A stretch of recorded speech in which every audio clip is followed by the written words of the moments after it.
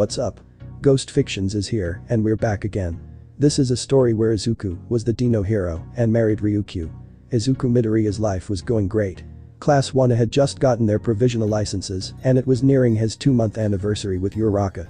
Then, after a series of unfortunate coincidences, he found out she was cheating on him with Bakugo, of all people. Feeling broken and hurt, he runs out into the streets of Tokyo, just trying to get away for a bit. While doing so, he runs into the pro hero Ryukyu, a rookie just a few months into her first year as a hero. They talk for a bit but then get attacked by a villain. Izuku disappears during the fight and is assumed dead. 1 month later, when the villain shows up again, Ryukyu, Class 1 and 1B, along with the Big 3 and Izawa, all get hit by the villain's quirk. When they can see again, they find themselves in what seems like another world, with massive plants and odd animals. Then, they see the dinosaurs.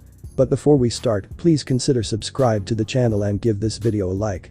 Don't forget to check the description for more informations. Now, let's get into the story. I walk into Heights Alliance, holding a bag of Uraraka's favorite mochi. Today's Kinda 2-in-1. A celebration of us passing the provisional license exam, as well as our 2-month anniversary as a couple. I managed to work up the courage right after the sports festival. She was so shocked, she actually started to float, not by her own volition. After we managed to get her down, she accepted, saying she had been crushing on me for quite a while. What with the mochi, Midori bro? Kirishima asks, as I pull off my shoes. 2 month with Uraraka. I reply, a goofy smile on my face. It's been that long. Damn, time flies like an arrow, huh? Kirishima asks, and I chuckle. Don't have to tell me, man. See you later. Say hi to Mina for me, will ya? I ask, and he nods. Will do. He says, and I nod. I start walking up to her room, and as I get close, I hear something odd. Moans. I feel butterflies pop up in my stomach, and I slowly set the mochi down next to the door. Pressing my ear against the door, I feel the butterflies in my stomach turn into fire in my veins as I listen in. Uraraka moans, and I hear chuckling from the angry blonde. Of course it is. That damn Deku wouldn't do it, and you were right to come to me, round face. Bakugo says, and I feel unholy rage burn through my system. Grabbing the handle, I rip the door clean off the hinges, throwing through the windows behind me. The loud crash of breaking glass and shearing metal seemed to echo like gunshots in the small space, jarring both my ears and the ears of the people in the bedroom. Me, Midoriya. Uraraka asks as I look at the sight before me. Both of them are naked, lying on the bed. Get out of here, Bakugo shouts, but is cut off when I grab his throat and throw him out of the room, entirely naked. I've never felt so enraged in my life. I could kill someone. I'm not sure if I like it. You get the fuck off my girlfriend, you bastard. I shout in response, hot tears pouring down my face. Stalking toward him, I charge full cal to 15% and I feel my limbs begin to tremble, although I'm not sure if it's from rage or the power in my limbs. Grabbing Bakugo by his arm and hoisting him to his feet, I slam him into the floor, cracking it around him. I then kick him in the ribs, hard, sending him flying into a wall. With bright green electricity crackling around me, I walk over to him. He gets to his feet and launches an explosion at my face as I get close. Blood explodes from my face and nose, but I don't stop. Grabbing his left arm, I pull hard, dislocating his arm at the shoulder. Screaming in pain, he slumps to the floor as the rest of class walks onto the scene. Everyone takes in the sight of Bakugo lying on the floor, screaming in pain holding his left shoulder, while I stand over him, blood dripping from my face onto the floor. Midoriya, what is the meaning behind this? Iida shouts, as Uraraka runs out in nothing but a underwear and a shirt. Ask the brunette bitch. I snarl, then groan in pain as the adrenaline fades slightly, notifying my body of my bloody nose and bleeding cuts all over my face. Midori bro. Kirishima says, as I drop to one knee, holding my nose. Fucking hell. I groan, as Kirishima kneels down next to me, followed by Yamomo, holding out bandages. Uraraka. What happened? Iida asks, and I hear Uraraka sniffling. Deku's been abusing me. She shouts, then shows Iida bruises on her arm. What? He asks, the shock in his voice evident. Midori bro would never do that. Kirishima says, and a few other people nod. I agree. Midoriya is a man not predicated to violence, in any circumstances. Todoroki says. Midori bro is too manly to do that. Kirishima agrees, but Iida shakes his head. I don't know. He did just badly beat up Bakugo, with little to no reason. Iida says, and I let out a literal snarl. Little to no reason, Iida. Sounds like some grade A bullshit, considering I caught her fucking my childhood bully. I say, as Yamomo puts some gauze on a nasty cut. Do you have any proof? Iida asks, and I look at him with a shocked expression. Bakugo is naked and Uraraka is half naked. Their door is ripped clean off the hinges and you can see Bakugo's clothes on the floor of Uraraka's room. Do you need more goddamn proof? You want a fucking rape kit or some shit? I ask as Kirishima helps me to my feet. Well, I need to give them the benefit of the doubt as the class rep. Iida says and I groan. There's the benefit of the doubt and there's idiocy. You're straying into idiocy. I say, standing on my own 2 feet again. Midoriya. Uraraka says, standing up and walking towards me. When she gets close, I put a hand on her forehead and shove her back, nearly causing her to fall. Fuck off, bitch. I fucking loved you. You were my first real friend, the first person my age who truly cared about me in damn long time. Then you go behind my back and fuck my childhood bully, of all fucking people. I thought you and I were happy, Uraraka. But I guess not. Here's your damn mochi. Enjoy it by yourself next to Bakugo's hospital bed. I snarl, tossing her the bag of dessert. I walk away, heading towards the exit. Midori bro, where are you going? Kirishima asks as I pull on my shoes. I need to go on a walk. I need some time to myself. I say, pushing the doors open. As I walk out, I pass Izawa, who's looking at the broken pieces of door lying on the lawn of UA. Problem child, why is there a door on the lawn? And who threw it out the window? Izawa asks, and I look at him. I threw it out, and me. I reply, and Izawa narrows his eyes, noticing my injuries. Did you get into a fight again? He asks and I sigh. I wouldn't call it a fight, more so of a beatdown. I reply, and he raises an eyebrow. Who beat down who? He asks. I beat down Bakugo. Can I go? I want to be alone for a while. I ask, and Izawa sighs. Legally speaking, no. May I ask why you beat down Bakugo? Izawa asks. He was fucking Uraraka. So I dislocated his shoulder after pulling him off of her. Again, can I go on a damn walk? I ask, and Izawa sighs. Fine. Just be back before curfew, huh? He asks, and I nod. Will do. I say, then walk past him, heading into central Tokyo. I walk around for a few hours, ignoring the odd looks I get from other people on the street. A bloody teenager wearing black joggers, a dark green hoodie and red high tops gets quite a bit of attention. I get some food from a store, then leap up onto a rooftop and sit down on the edge, looking out of Tokyo. I sit in by myself, surrounded by nothing but the sounds of the city and my own thoughts. About 6 o'clock I stand up, cracking my back. It's stiff from sitting down for so long. As I stand up, I see an explosion off in the distance. Charging up full cal to 10%, I start running over the rooftops, jumping over alleys, and I eventually make my way to the site, where I see a giant dragon fighting what looks like a bear. The dragon appears to be a quirk user of some kind, based on the clothes and semi-human appearance, with patches of skin on the arms and neck area. I'm guessing she's the hero, based on the costume. You need some help. I shout, pulling off my jacket. Who are you? Some villain shouts at me. His quirk looks like some kind of human artillery thing, with his arms made of giant 20mm cannons. I'm not talking to you, Acid. I'm talking to the dragon. I shout, and the dragon looks at me. Who are you? The dragon asks, in a what seems like a female voice, and I shake my head. Long story short, I'm a hero student with a provisional license. You want some help? I ask, and the dragon nods. Cracking my knuckles, I leap into the fray. Do you think you can stop us? Good luck, kid. One guy shouts with some kind of mutation quirk based on the lizard arms. Leaping at him, I slam him with a roundhouse, sending him into the alley wall. He slams into it and he slides down the wall, groaning in pain. The guy with the artillery arm quirk shoots at me and I dodge, then shells hit the wall, sending shrapnel everywhere. I feel a few pieces nick my arms, drawing blood. Shit. I hiss, running at the guy, and when he fires again, I slide under the shots, and when I get close, sweep his leg out from under him and pin him to the ground. Good job, kid. The dragon shouts, and then smacks the bear hard against the wall, knocking it out. It transforms back in a person, completely naked. The dragon shrinks back into a person and walks up to me. She's a woman, maybe 18 or 19, about my height, maybe a bit taller with her heels.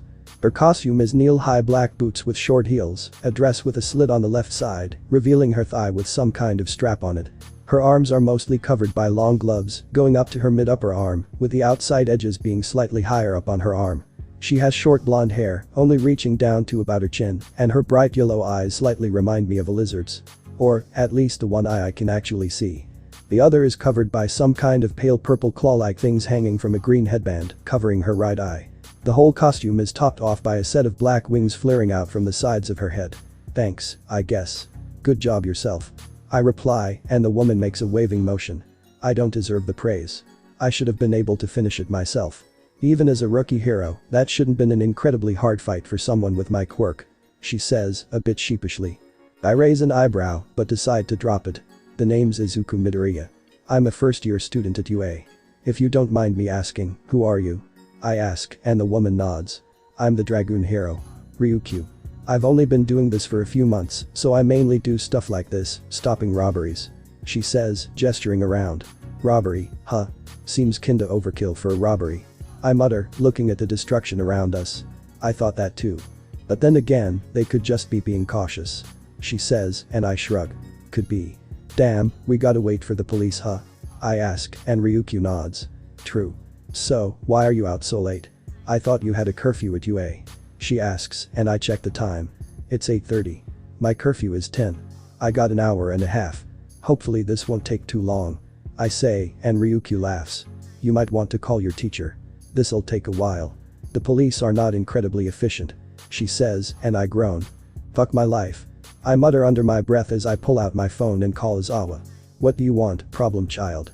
Izawa asks, sounding tired. I might be back late tonight. I helped a hero stop a villain attack, so I have to wait for the police. I say, and Izawa sighs. God damn it, problem child. Put me on with the pro hero. I want to talk to them. Izawa sighs, and I pull the phone away from my ear and hand it to Ryukyu.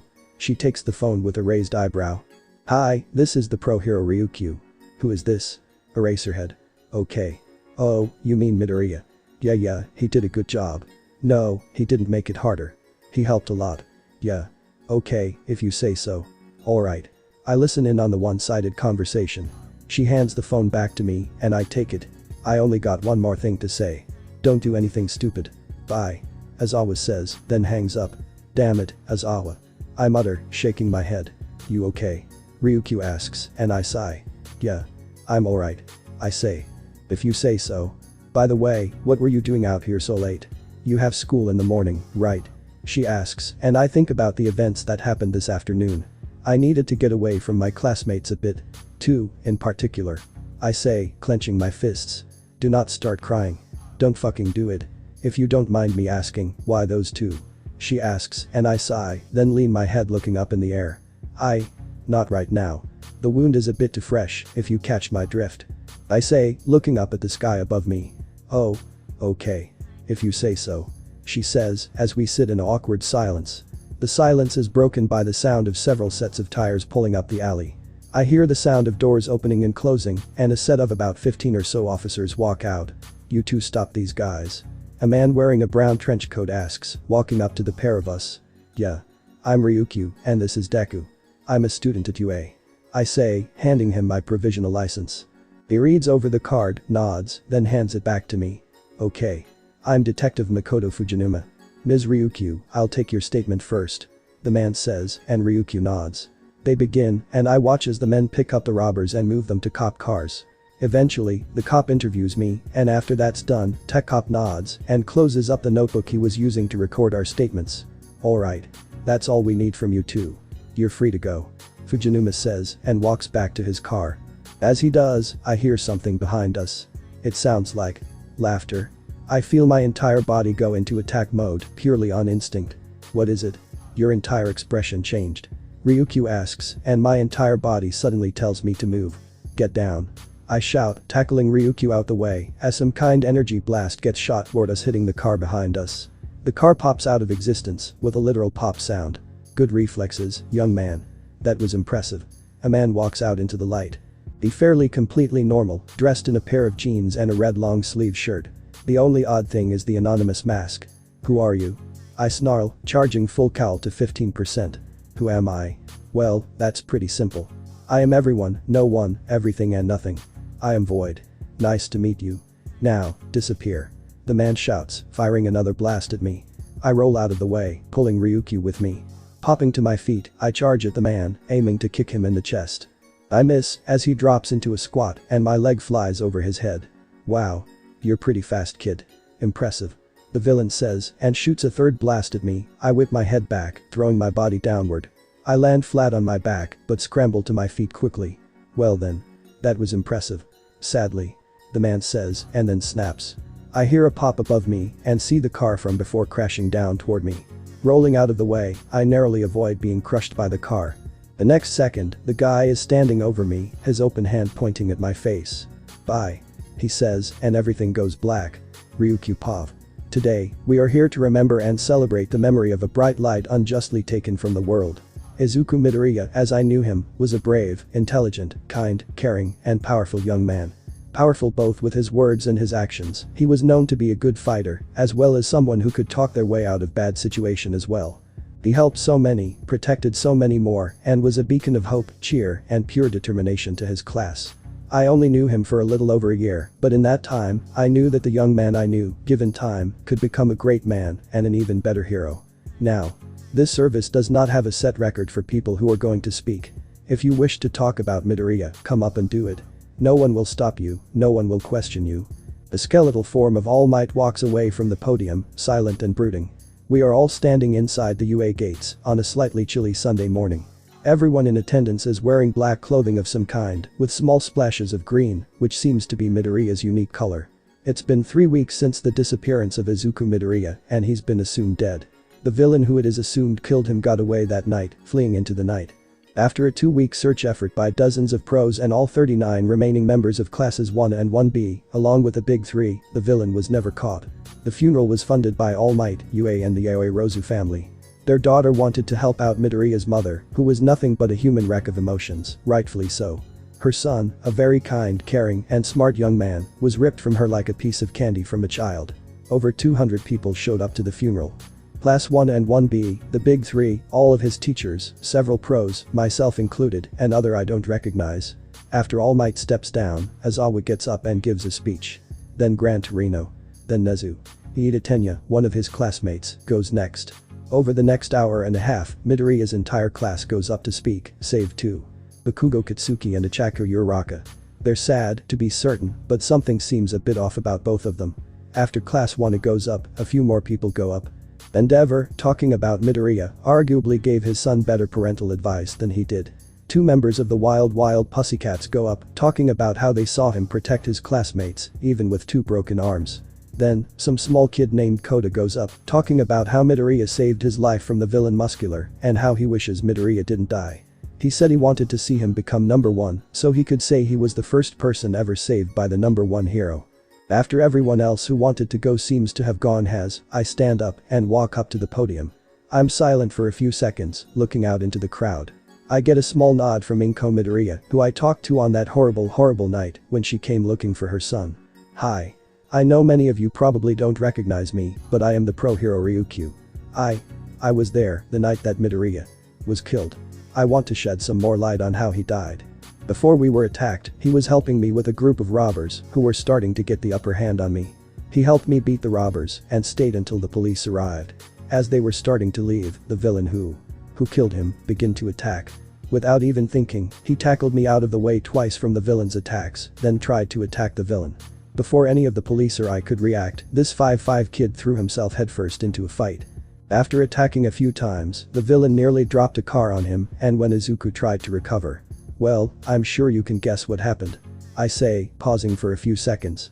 Taking a deep breath, I continue.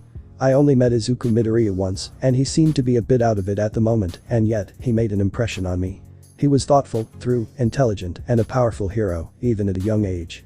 He saved both my life and the life of nearly 10 police officers who were on scene. I wish I could have done more to save Midoriya's life. I'm a pro hero, I should have been able to at least catch the guy who did it. I will never forget Izuku Midoriya as long as I live. He deserved better than this, and I know that somewhere in heaven, he's having one hell of a time, living where every hero who has gone before is living. I say, then walk off of the stage, as the silence changes from something somber to something a bit more cheerful. 1 hour later. Your name is Ryukyu, right? A boy with spiked up red hair, wearing a black suit with a dark green tie and green pocket square asks, walking up to me. He gave a speech about how Midoriya was one of manliest people he had ever met, talking about he was never one to back down, and how he never gave up in anything. It seemed odd to me, but most of his other classmates seemed touched. Well, that's my hero name. My real name is Ryuko Tatsuma. You can call me whichever. I say, and the boy nods. My name is Ejiro Kirishima, although you probably already knew that. Me and Midoriya weren't the best of friends, but we were on good terms, nonetheless. What you said in your speech about him fighting like that and how he saved both you and the cops. I know he would do that 1,000 times over, even if he knew the outcome would be his death. He was the kinda guy to never give up. I just wanted you to know that. He says, and I nod. When we were first attacked, he quite literally tackled me out of the way. He did it again to save me a second time. When he fought, he didn't even think about his own well-being, he just dove right in. Some of the other speeches, especially the one by the Iida kid, kinda tells me he did that a lot. I never knew he went and fought Stain. I say, and someone else walks over. Yeah, he did that a lot. Always dove in headfirst. He was honestly one of the most liked people in our class. Nobody disliked him outside of Bakugo, and I guess Uraraka. The Yaoi Rozu girl walks up with the Todoroki boy and the pink-skinned girl named Ishido. I noticed those two didn't give a speech.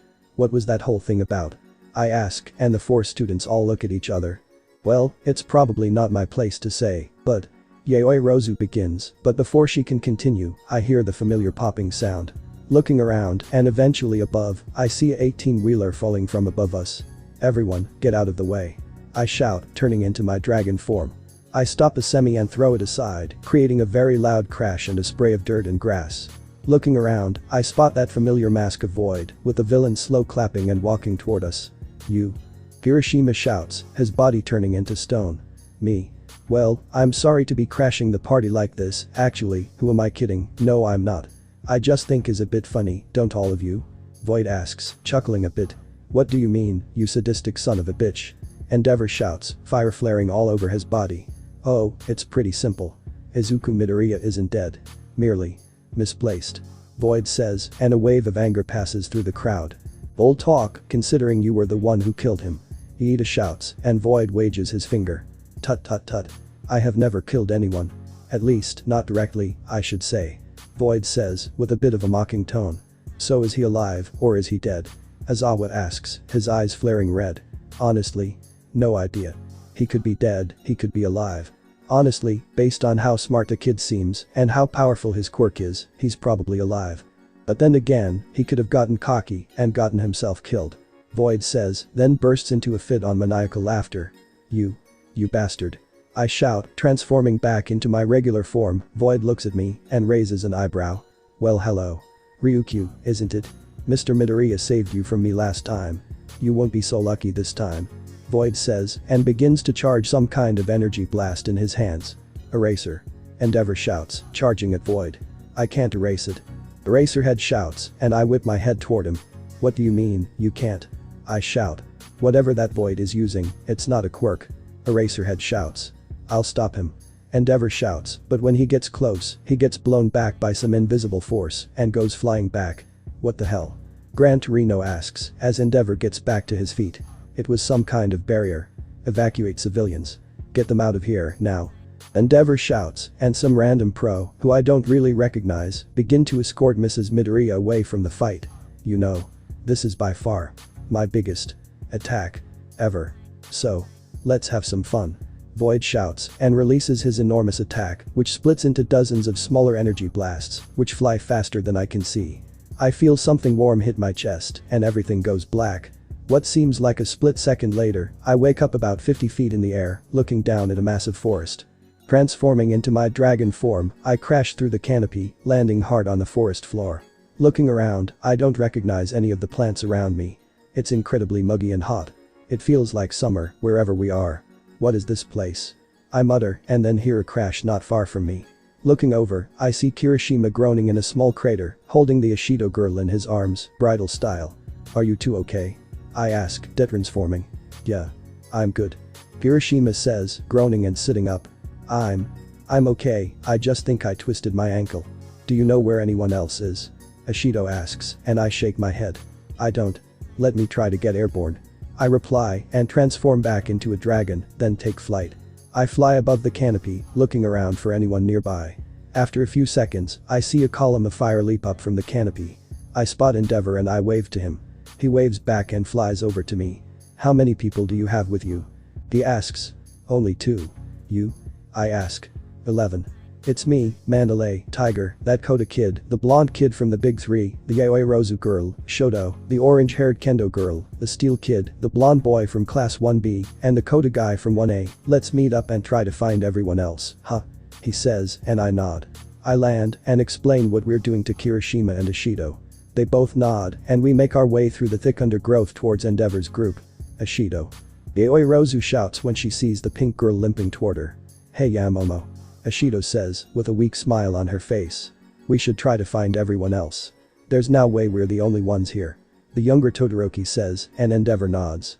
I agree. Me and Tiger will lead. Mandalay and Mirio, right. Take the middle. Ryukyu, can you handle the back? Endeavor asks, and I nod. I got it. I say, and Endeavor nods. Alright. Let's go. He says, and we begin to trudge our way through the undergrowth. After 2 hours, we find everyone who we think got sent here. It's the entirety of classes 1 and 1B, some purple-haired kid from General Studies named Shinso, the Big Three, Endeavor, Eraserhead, the Wild Pussycats and Kota, Midnight, Cementus, Present Mick, Snipe Ectoplasm, All Might in his skeletal form, Vlad King, and Nezu, the small white bear dog rat chimera. We're all gathered in a small opening in the canopy, resting and checking for injuries. So, there are a total of 58 of us, correct? I ask, and Nezu nods. 43 students, 13 pros, me, and Kota here. The thing is, none of our phones work, and we have no idea where we are. Nezu says, and Endeavor snarls, then punches a tree, hard, cracking it. Damn Void. How did he even get past the security, Nezu? Endeavor asks, and Nezu shakes his head. I have a few theories, but no proof. Right now, the most important thing is figuring out where we are and contacting other people. Nezu says, and Eraserhead sighs. I agree. He says, nodding in agreement. But as he stands up, his expression changes. It turns to fear. Everyone, no sudden movements. Look into the bushes. He says quietly, and we all do so. Turning around, we see velociraptors. Kirishima asks, as the creatures come out of the undergrowth. They certainly look like velociraptors, with their long tails, small bodies, and large claws on their innermost toe.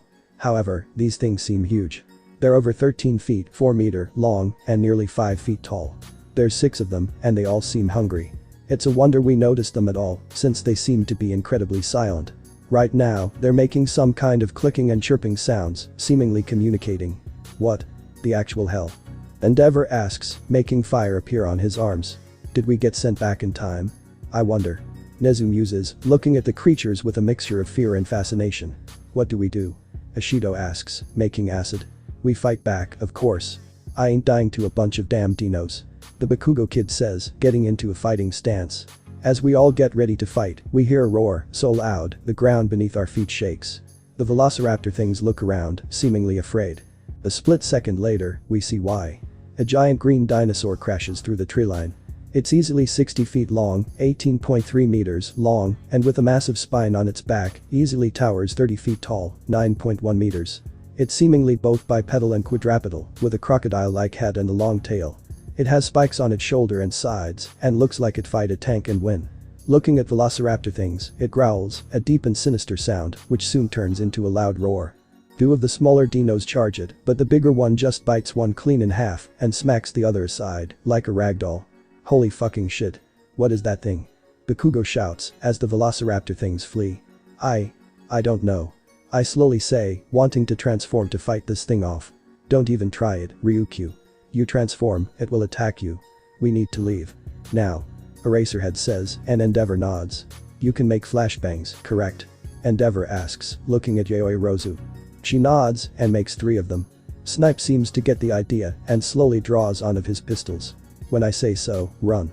Snipe says, as the massive green creature looks at us, an odd look on its face. It almost looks like it's thinking. Trying something. Run. Snipe shouts, as Yaoi Rozu tosses the flashbangs into the air. As we start to run, Snipe shoots all 3 in midair, causing them to detonate. The creature roars in pain and reels back as everyone breaks into a run, getting away from the creature. What was that thing? Kirishima asks, panting as we stop at what seems to be the edge of the forest. It looks like a Spinosaurus, but it was huge. They're not supposed to be more like 40 to 50 feet, not closer to 60. Shinso says, and we all look at him a bit oddly. What? I'm a dino nerd, sue me.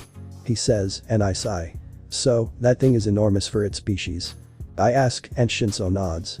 It's not enormous, but quite a bit bigger. Plus, those spikes on its sides are odd. I've never heard of that. Shinso says, and then super short kid from class 1 with purple balls for hair speaks up. What was his name? Mineta, that's right. Are we gonna ignore the fact that we were just attacked by dinosaurs? He screeches, and then a blonde boy with a streak of black lightning in his hair claps a hand over his mouth. And that's exactly why you shouldn't scream. What is that thing hears us? He snarls, and I think about it. The way that thing acted was really odd if you think about it. It didn't even try to attack us.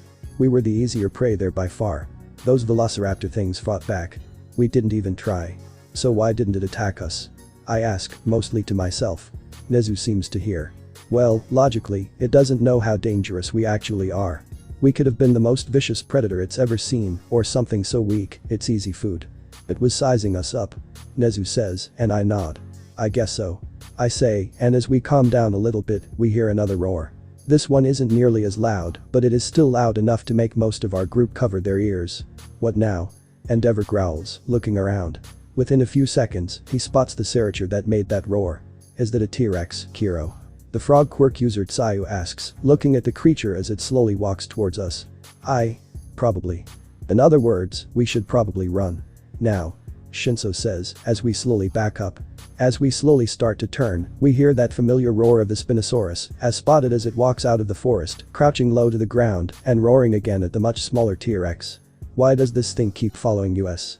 Bakugo shouts, as the T-Rex sizes up its new opponent and roars right back, trying to match the volume of the larger dino.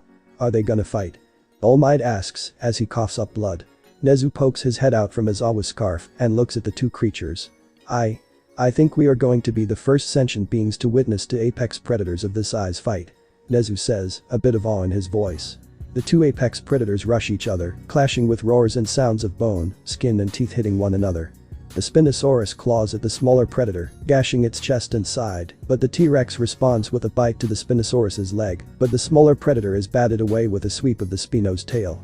They clash again, this time with the T-Rex attacking the Spinosaurus' exposed arm, biting down hard and causing blood to fly everywhere. Roaring in pain, the Spinosaurus seems to be ready to give up. But suddenly, it seems to snap. As the T-Rex continues to hold down on its arm, it grabs the other predator's neck and bites down hard, then twists its head, snapping the smaller predator's neck with a nasty crack, which resounds across the plain. The T-Rex goes limp, dead. Letting go of the corpse, the Spinosaurus releases one final powerful roar. Holy shit. That was epic. Shinso says, as the Spinosaurus turns around to look at us.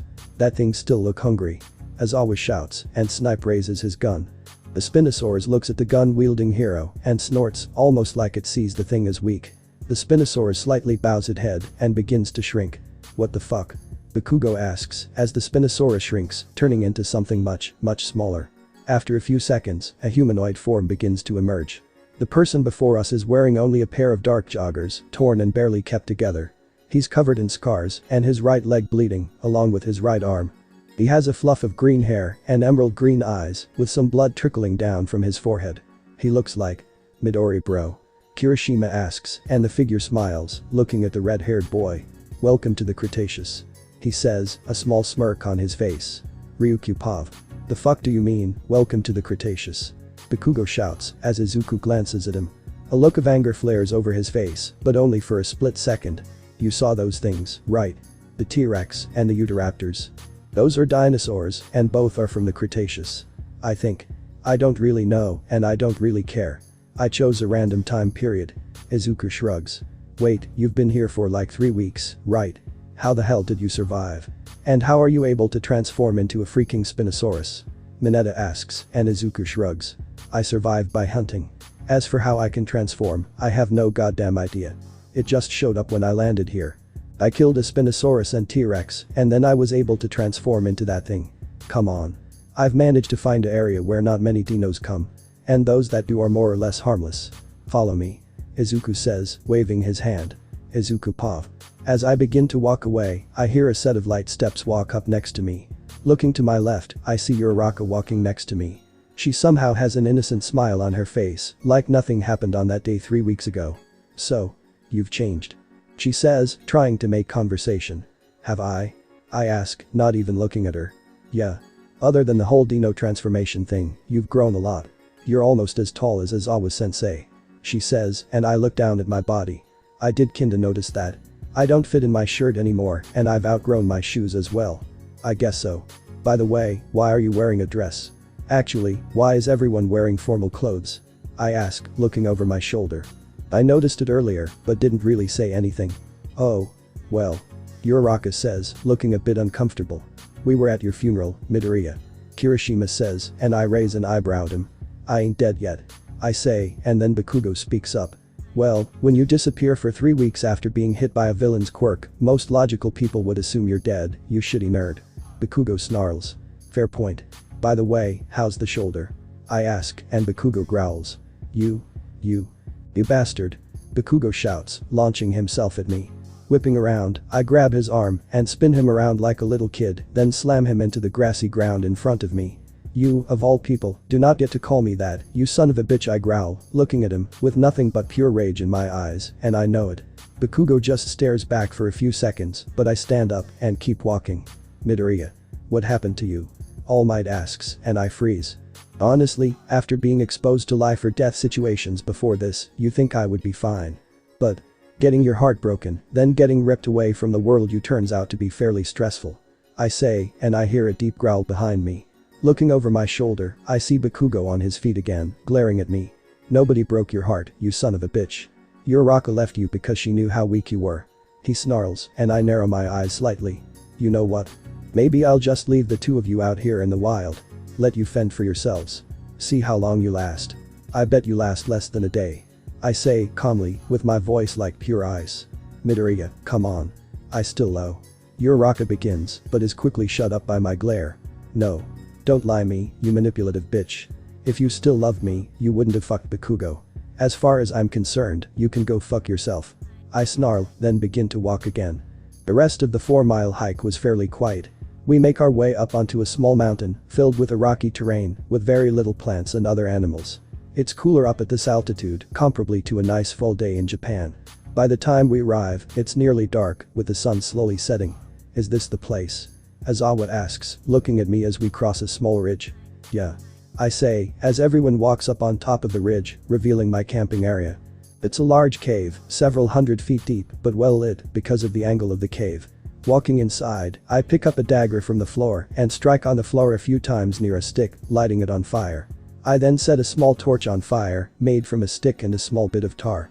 It lights quickly, and I use it to set several other torches on fire. When I do, a trio of screams echo throughout the cave. Is that the corpse of a T-Rex? Mina shouts, looking at the bloody remains of the animal, with barely any meat removed from the massive corpse. It is. Good observation skills. I say, as Shinso walks over to the corpse. How long ago did you kill this thing? Shinso asks, looking at the skinned meat and exposed bones. About 2 weeks ago, why? I ask, and Shinso shakes his head. How has it not rotted yet? He asks. Salt. Lots of it. I used to preserve the meat. It'll last a while. I got rid of the brain, lungs, and most of the other organs quickly. They don't taste very good. I say, sitting down and looking around at the faces of my classmates, teacher, and the other pros. Most of them look horrified, with the only ones not being Aizawa, Nezu, and Ryukyu, surprisingly. You ate T-Rex? Kirishima asks, and I nod. It's high in protein and tastes a lot like beef, oddly.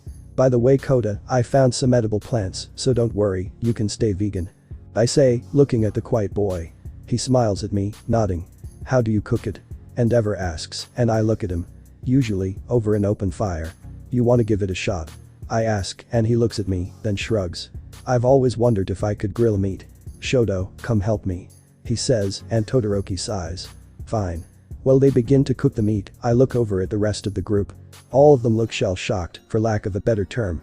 The people taking it the best are the pros, Aizawa and Nezu in particular. Midoriya, what are you gonna do about your wounds?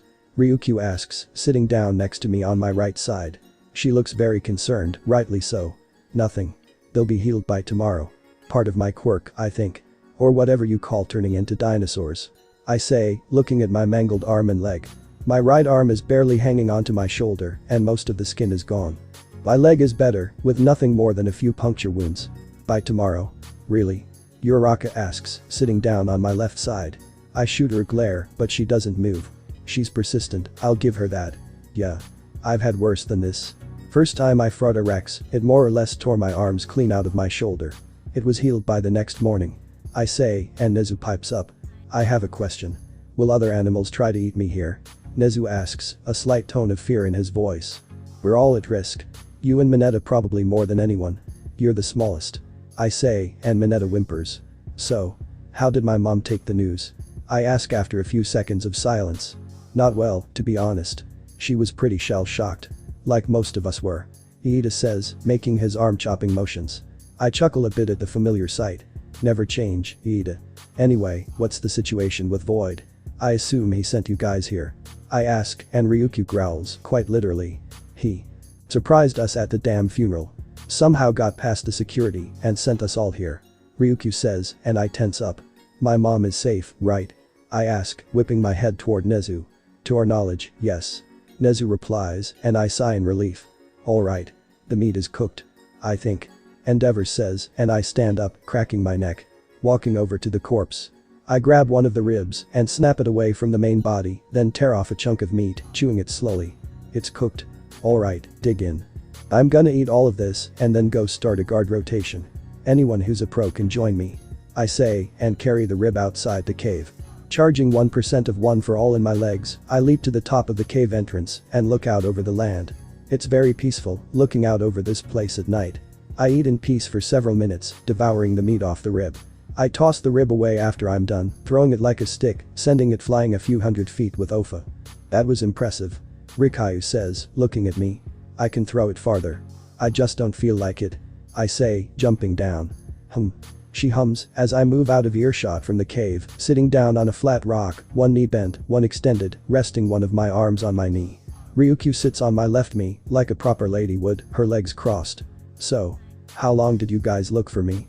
I ask, and Ryukyu looks at me, a sad look on her face. 3 weeks. We tore up Tokyo. But we couldn't find you, or Void. We assumed the worst. Ryukyu says, and I nod. That's fair, in all honesty. I disappeared from our own time and got sent to the time of the fucking dinosaurs. You guys wouldn't have been able to find me unless you dug for fossils. I say, and Ryukyu nods. You're right. I felt like I failed your mom, your friends, and I let you get hit by the bastard and I couldn't do a damn thing. Ryukyu says, clenching her fists. I don't blame you, and you shouldn't blame yourself. I chose to help you, and I got hit because I did that. I have no one to blame but myself. I say, looking at the woman next to me, who seems like she's almost scared to talk to me. Still, you shouldn't have had to gone through what you surely have gone through. Ryukyu says, and I shrug. It hasn't all been bad. I've been able to vent my anger. I've been able to train in peace and work as hard and as long as I want. Plus, having no schoolwork is a bit of a bonus. I say, and Ryukyu chuckles. I can understand why. She says, and I smile. Yeah. I've missed my friends and my mom, and by God, have I missed modern food. I would kill for some damn sushi. I say, and Ryukyu laughs in full, but then we hear a small chittering sound. What was that? Ryukyu asks, and I look around. Eventually, I spot a pair of yellow-green eyes staring at me. I think I know. I say, as the creature comes closer. It's a small mammal, only a few feet long and looks somewhat like a smaller hyena. It's black and gray, with a light white ring around one of its eyes. What is it? Ryukyu asks, as the creature approaches me, sniffing my bloodied hand. I have no idea. It always hangs out around here and comes to visit a lot, usually looking for food scraps. I feed it a few times, and it seems to like me. I say, as the small creature jumps up onto the rock next to me and sniffs at me arm, then bites the exposed bone and pulls on it a tiny bit. When my arm doesn't budge, it seems to give up and walks over to Ryukyu and sniffs at her pockets, seemingly looking for something. Does he have a name? Ryukyu asks, as the small animal walks back over to me and curls up at my feet. No. I never got around to it. I say, as I reach down to pet the small creature, who makes a sound between a purr and a hyena chuckle. How about Saisho? As in first. Ryukyu asks and I chuckle. As in the first pet. I ask, as the small creature perks up, panting, much like a dog. Sure, why not? Ryukyu says, and I smile. Sure. Saisho is it? I say, petting the small creature as it wraps itself around my feet. You know. What are we gonna do if we're stuck here for forever? Ryukyu asks, as Saisho purrs again. I don't know. Probably fucking die. I haven't thought about that. I'm just here, alive, and that's all I care about right now. I say, looking at my arm, which I can visibly see healing. You're a lot different than before you got hit by Void, you know that, right? Ryukyu asks, and I nod. I know. I've changed, and quite a bit. I don't think the events leading up to what happened that night helped my mental state. I say. You know, you never told me what happened. She says, and I think about it. I suppose so. Well, you know you're Raka, right? Before all of this, she was my girlfriend. I say, and Ryukyu looks at me. Did she break up with you? For someone else? She asks, and I chuckle harshly. I wish it was that easy. Nah, she fucked Bakugo, that's the loud blondie, who happened to be my childhood bully, on the day of our 2-month. I say, and Ryukyu's jaw drops. Wait, are you serious? She asks, and I nod. Sadly, yes. I'm over it, for the most part.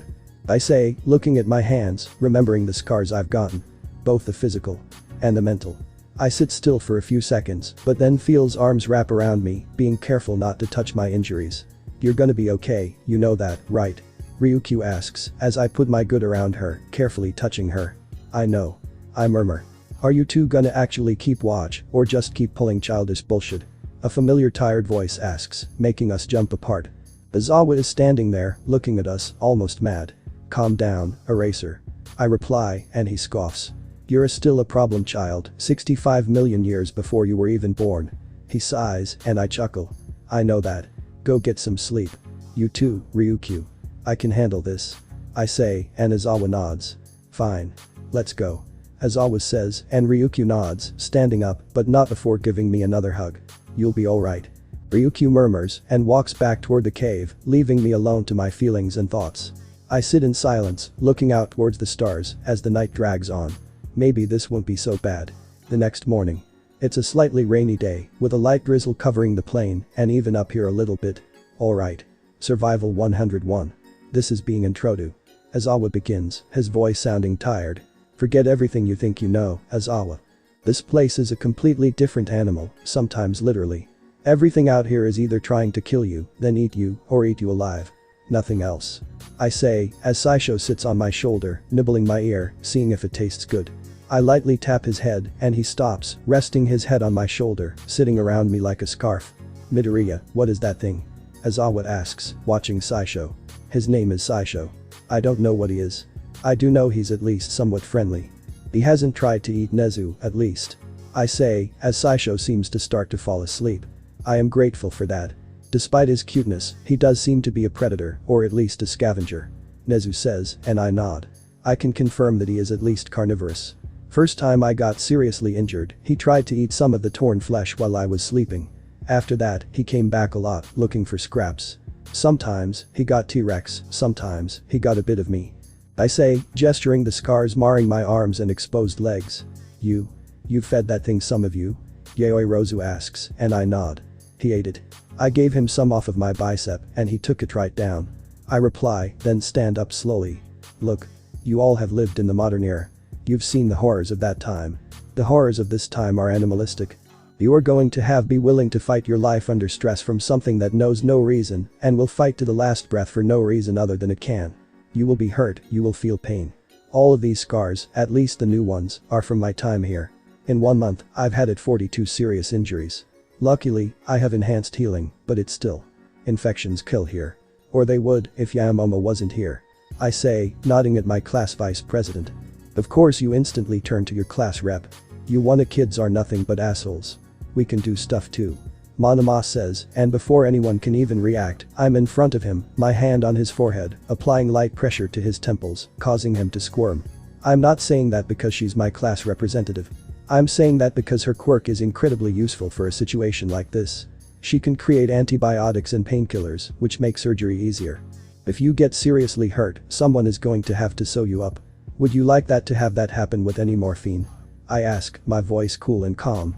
You know, you've gotten a lot less civvy. Monoma begins, but I shut him up by slamming him onto the cave floor, headfirst. Shut the fuck up. I'm less civilized, yes, but by the time we leave, you will be too. This isn't school. This isn't some training exercise where the pros will swoop in and save us. You cannot afford to fuck up here. Because if you do, you may die. I say, saying those last 2 lines to everyone. I won't die here. A lot of you extras probably will, but not me. Bakugo shouts, shooting to his feet. Actually, you would probably be the one to die first.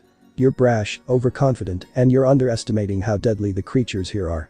These things do not care how powerful you think you are. They will kill you without any regret. I snarl, and Bakugo scoffs. Like every villain we've ever fought. He replies, and I narrow my eyes. There's also the fact that we won't find your body. I say, my voice like ice. Bakugo goes silent at that. Look, I'm gonna be honest. It's likely we will all die here. The only way we get back is if Void or someone else figures out how to bring us back. Void probably won't do it under his own volition. Someone could probably force him, but it's gonna take time. Months, at least. I say, and Ragdoll, the pussycat who lost her quirk prior to the fight AFO, speaks up. So, we should prepare for the worst. She asks, and I look at her. No. We live our lives. I'm not dying a coward who lived the rest of his life as a kid, too scared to become someone who could be remembered. If we die, I'm at least leaving a legacy. I sigh, looking over my classmates, schoolmates, my teachers, the pros. And Ryukyu. What do you mean? Midnight asks, an eyebrow raised. Well. We leave records, for one. Written in stone, written on something that will last. Carved into the walls of this cave, maybe. The other option. Well, I'm sure you can guess. I mutter, but everyone looks at me, confused. What do you mean? Shiozaki asks, and I sigh. We leave descendants. 2 of us, at least, know what I mean. I say, my voice gaining an edge, as I glare at Bakugo and Uraraka. Within a second, they realize what I'm saying. And soon afterward, everyone else does. You can't actually be serious. Are you? Yayoi Rozu asks, her face flushed. Everyone else seems to have the same look. I'm not saying right now. I'm just saying. We now have over 200 million years. We could put humanity in a much greater place. We're the first humans to ever appear this late. We know some massive extinction event happens roughly 135 million years from now. We know that. Even if our descendants die out, we will leave a legacy. I say. Are you sure this isn't just your hormones talking? Nezu asks. No. I've been giving this thought ever since you guys got here. This is not something I suggest lightly. There are. What, like 18 women? So, about 41 men, right? For obvious reasons, age matter. I'm not saying only within grades, but we can't have Yayoi Rozu having a baby with, say, All Might. That's weird. Sorry for using you two as examples. We simply need to think this through. Birth isn't pretty. It's also dangerous without modern medical equipment, of which we have very little. I explain, my voice calm and level. So, what are you exactly suggesting? Ryukyu asks, and I shake my head. I don't know yet. I'm merely saying. In the long run, we have to make a decision. Whether we die with nothing but writing as our legacy, or our children and their children, and so forth. I say. Midoriya. Are you okay, mentally? Aizawa asks, and I smirk slightly. I'm sane, if that's what you're asking. I'm not high or otherwise mentally impeded. I say, rubbing Saisho, who makes a slight purring sound. I'm not asking that. I'm asking if you're okay. He says, firmer this time. Then, the answer might be no. But, what I'm suggesting isn't something born out of insanity. I'm saying what's said just because I want to. Sex is the furthest thing from my mind right now. I'm much more concerned with surviving. I'm just thinking about our options. I say, as Saisho wakes up, jumps off of my shoulders, and goes running up to Ryukyu, clawing at her. She picks him up and puts him on her shoulders, and he watches, seemingly with curiosity. So, what do we do until we're ready, I guess? Kirishima asks. We survive. Until we can figure out what the fuck to do, we're going to focus on making an actual settlement, not just a cave. It will take months, but it can be done. I say. Well, the issue is, we don't have what we need to make a modern settlement. Kendo notes, and I give her a slightly amused look. Who said anything about a modern settlement? I ask, and everyone looks at me like I'm crazy. Are you saying we're not going to make a modern settlement? Mineta asks fearfully. Nope. We have no way to steadily produce electricity, at least at the moment. We have no concrete, we have no modern equipment, and Yamamomo can't make anything like a bulldozer. We'll have to make houses and stuff from scratch. I have a pretty good place that I've been looking at. It's got some natural defenses, as well as a river running right through it. I say, gesturing vaguely to the west, in the rough direction of the spot I've scoped out. You gonna take us? Endeavor asks, and I nod. Only a few. The ones with the most offensive power. Those being you, Ryukyu, Snipe, Tiger, Vlad King, Bakugo, Kendo, Todoroki, and Tokoyami. I'll lead us to the spot, I'll explain my idea, and then we'll go back. No detours. I say, and everyone nods, save Bakugo, who merely scoffs. I leave the rest of you to guard this place. If anything nasty comes, Mick can probably scare it off.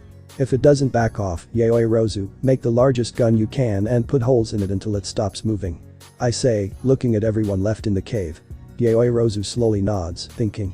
Alright. Let's go. It's a bit of hike and I would prefer if we did this quickly. And no fire flying or dragon flight. It's likely you would burn down the entire damn forest and pterodactyls are no stranger to attacking big flying things. I say, waving to the group. We start walking, following the river I did that led me to the plane. So, you seriously think we may fuck to continue the human lineage? Bakugo asks, a tone of derision in his voice. You already fucked my girlfriend while I was dating her, what's the issue with doing it again? I reply, not missing a beat. Saisho wakes up again from his nap on Ryukyu's shoulders and quickly clambers up onto mine. Fuck you. Bakugo snarls. I'm not gay, but thanks for the offer, I suppose. I reply. Ryukyu stifles a giggle as Tokoyami smiles slightly. What happened to you, Deku? You changed, and not for the better. Bakugo snarls, and I stop walking. Everyone stops with me, and I turn around, staring Bakugo down. I changed, yeah. I've changed a whole fucking lot. I can control my quirk 10 times better than I could a month ago. I can turn into a monster the nearly size of a fucking 18-wheeler, powerful enough to kill a fucking T-Rex, considered an apex predator. But you know what else? I realized something. You're nothing but a no-good, cheating, bullying asshole with a god complex who wants nothing more than to become something that you can't.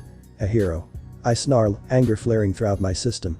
I'm twitching, the primal animal inside of me itching to get out and kill. No. Come on. Stop. What did you just say? Bakugo asks, and I respond, not entirely of my own volition. You're nothing but a weakling and a coward. You're a bully, an asshole, and son of a bitch with nothing better than bully your way to the top. I snarl, my true thoughts pouring out. Saisho, sensing my rage, hops off of my shoulders. I ought to kill you. Bakugo snarls, and I chuckle. You think you can? I ask, the silent challenge issued. I think I will. Bakugo shouts, launching himself at me. I dodge, grabbing his arm, and while charging Ofa at 20%, I punch him in the chest. He collapses, coughing. I repeat my same question. You think you can? I ask, backing up as he struggles to his feet. Both of you, stop right now. There's no point in do. Ryukyu snaps, but she's cut off by Bakugo screaming and launching himself at me again.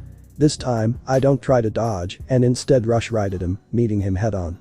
As I get close, I pull back my left leg and to Bakugo's surprise, kick him with a roundhouse to the chest, sending him flying.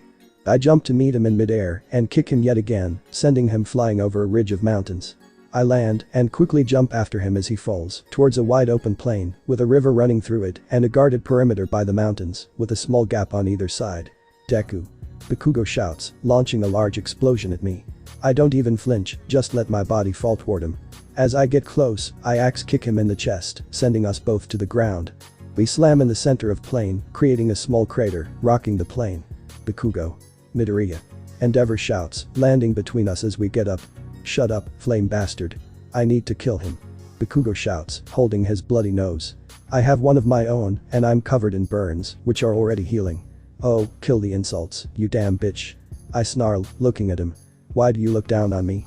You always have, and you always will. Bakugo screams as Endeavor holds him back. I didn't. For a damn long time, I respected you. You were always better than me. Stronger, faster, smarter, a fucking hero. Something I couldn't be.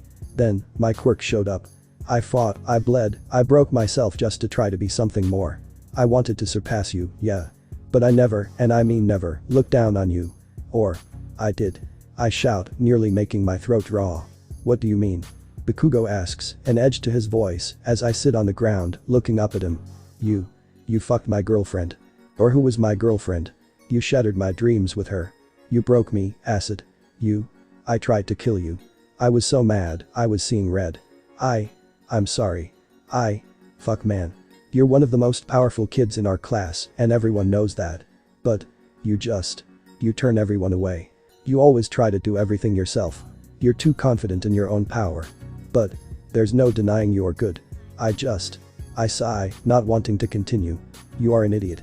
Bakugo sighs, collapsing as well, so we're on even plane, more or less. What do you mean? I ask, looking at him. I hear a loud thump behind me, most likely Ryukyu landing. I regret it. I regret ever having sex with your Raka. When? After you got sent here, we all thought you died. I cut her off. I cut her off because I thought my actions had gotten you killed. Fuck man, I didn't want any of this. I never wanted all of this. Did I want to hurt you back then? Yes. I did. But now. I regret it. I'm sorry, man.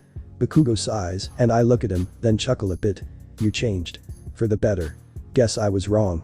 I say, standing up and walking to Bakugo, helping him up. You still hate my guts? Bakugo asks, and I chuckle. Less, but yeah, kinda. I say. Okay.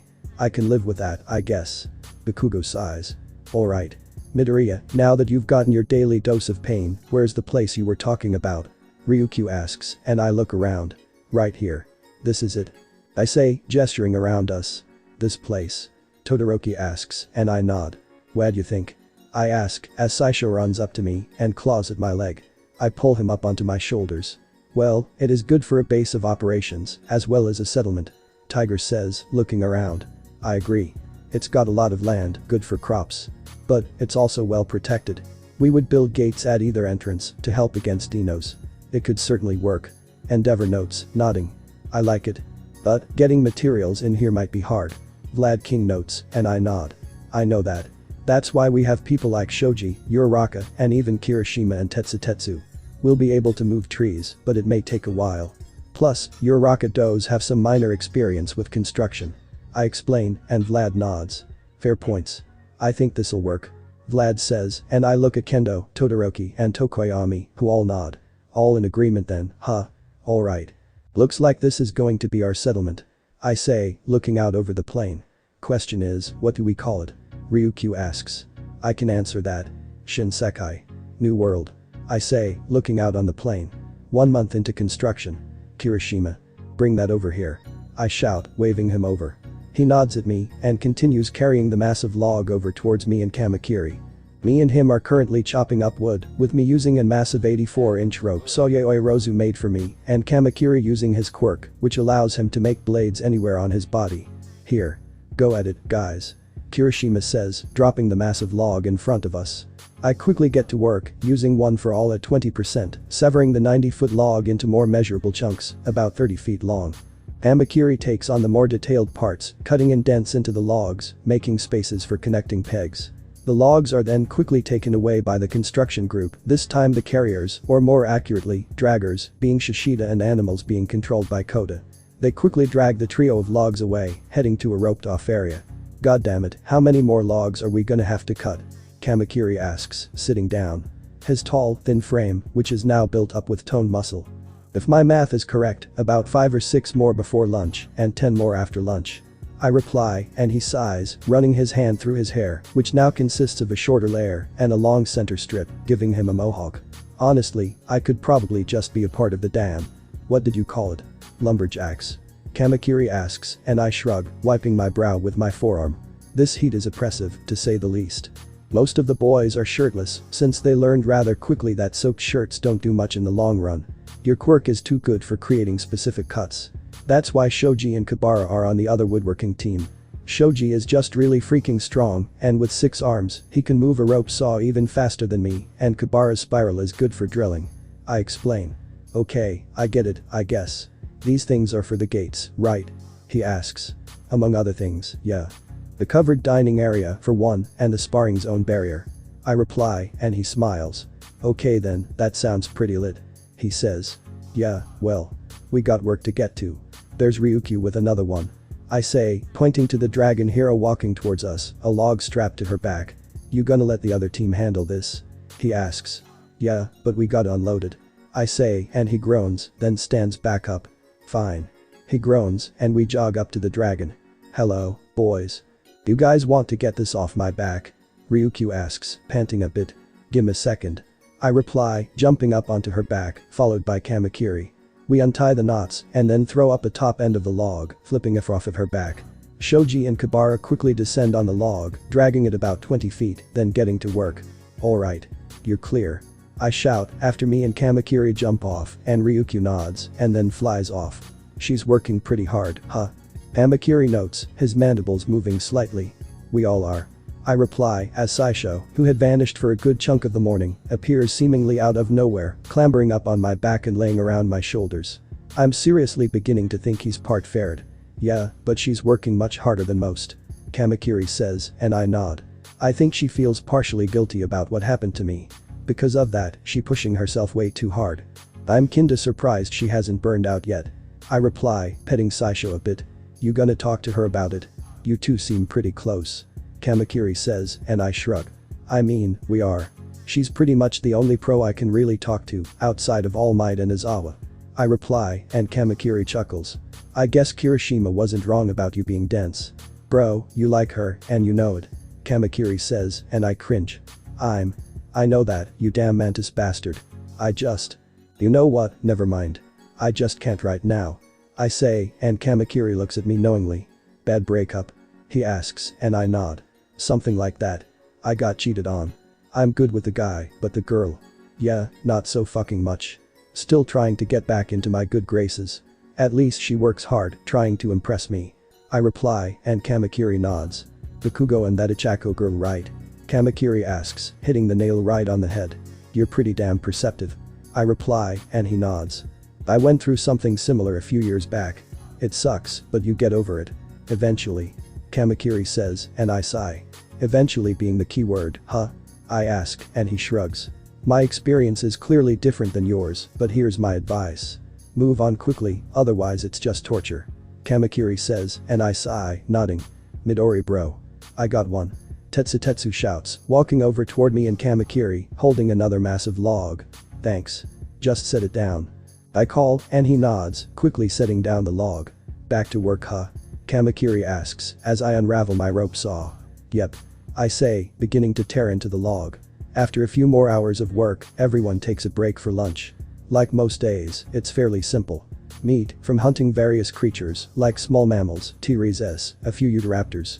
Bread, baked by Sato the night before, non-poisonous fruit, and some water. Simple shit, but it gets the job done. Run into anything? I ask Endeavor, who helps the lumberjack team, as well as runs the hunter team. Nothing important. A few small dinos, a few brontosaurus's, nothing dangerous as of late. He says, after tearing into a piece of meat. He's by far one of the most scarred, with scars running up and down his muscular arms, and I can even see some on what chest he has exposed. He decided to make a sleeveless shirt from T-Rex leather, for some odd reason. Good. Nothing major then. I reply, cracking my neck. Luckily, yes. You know, we could really use you out there. You would be good for hunting. Endeavor says, but I shake my head. I need to remain at base. I can hold off anything that comes in here by myself. Plus, someone needs to be able to deal with people's bullshit on the regular. I say, and Endeavor chuckles. I suppose. How's the construction crew coming? Endeavor asks, and Cementus answers. Good. We have finished making most of the houses, and we are working on the gates as we speak. He says, and I nod. Can you double time it? If not, that's okay. We do still have materials coming in. I say, and Cementus thinks about it. We have enough materials to complete the southern gate, which is smaller. We'll try to finish it today. Cementus says, and I nod. Consult Nezu before proceeding and have him oversee the construction. But you have my approval. Azawa, Tiger, Ragdoll. How's the lumberjacking going? I ask, looking at my teacher and the two pros. Fairly well, although the area constraints you have given us are cutting our supply short. Azawa says, and Mirio pops in. I agree. You give us 150 more feet, we'll have more than enough wood. He says, and I think about. Alright. You can have those 150 feet. Just be careful. I say, and then Najire speaks up. Ooh, by the way, when I was patrolling with the hunting group, I spotted a hot springs. She says, clapping her hands a bit. A hot springs, huh? I mutter, thinking about it. Yeah. It was steamy, and really, really big. It wasn't far from here, either. Najire says, and I think about it. Could be worth investigating. Najire, gather a small team, preferably one with either offensive or high-speed quirks, and go investigate. Be careful. I say, and she beams at me. Young Midoriya. After surveying the area with Lad King, we also found something interesting. All Might says, and shows me a map that he clearly created. I recognize his handwriting. A lake. I ask, and All Might nods. It's large, certainly. Probably a good fishing ground. A few trees nearby. It seems that the river running through the plain feeds into the lake. Vlad King says, tapping the map, and I see he's right. Alright. We'll investigate that another day. I quickly checked the time on the G-Shock watch Yaoi Rozu gave me. 1300. Alright. All teams, back to work. If Najire taps you, follow her orders. Chop chop. I shout, standing up and clapping my hands. Everyone nods and gets to their feet. Kamakiri towers over the crowd and walks over to me. You ready? He asks and I nod. I wouldn't hear if I wasn't. I reply and he smirks. So be it. He says and we go over to the logs the transport crew brought over. I grab my rope saw, wrap it around a log and get back to work. 1600. 4 p.m. I set down my rope and saw and look at my bloodied and calloused hands. Those last few logs were pretty tough. I have open cuts running across my palms. Not super deep, but certainly painful. You cut your hands open again? Kamakiri asks and I nod, then stand up. Yeah. I say, as Saisho comes up, licking my hands, but not biting. I tap his head a few times to make him stop, which he does. That rope saw is too tough on you. You're gonna get an infection one of these days. Kamakiri says, and I shrug. Doubtful. I clean that saw every night. I reply, carefully wrapping the saw up and putting it into a leather carrying case, and Kamakiri sighs. Not what I meant, and you know it. Being around all this dirt and sawdust is not good for open wounds. He says, and I shrug. My body will heal by morning. I'll be fine. I say, and he sighs. You're way too fucking stubborn for your own good. Go see Yaoi Rozu, at least. Get some bandages and wrap your fucking hands before I knock you out and do it myself. Kamakiri snarls, and I sigh. Fine. Don't come to me if bullshit pops up. I say, and begin to walk to Yaoi Rozu's medical tent, where she, along with Mandalay and Kota, help those with minor to even major injuries. The worst we've had to date was a toe from Kirishima dropping a log on his toe. Midoriya. Do you need another rope saw? Yaoi Rozu asks quietly as I walk in. I'm surprised to see Ryukyu sitting down on a bed, hanging her head and holding it between her hands. No. Just need to get patched up. I say, then show her the cuts on my hands. She gasps at the wound and gestures for me to sit down on the bed. What did you do? She asks, and I sigh. Too much sawing. The saw tore up my palms. I explain, and she gasps.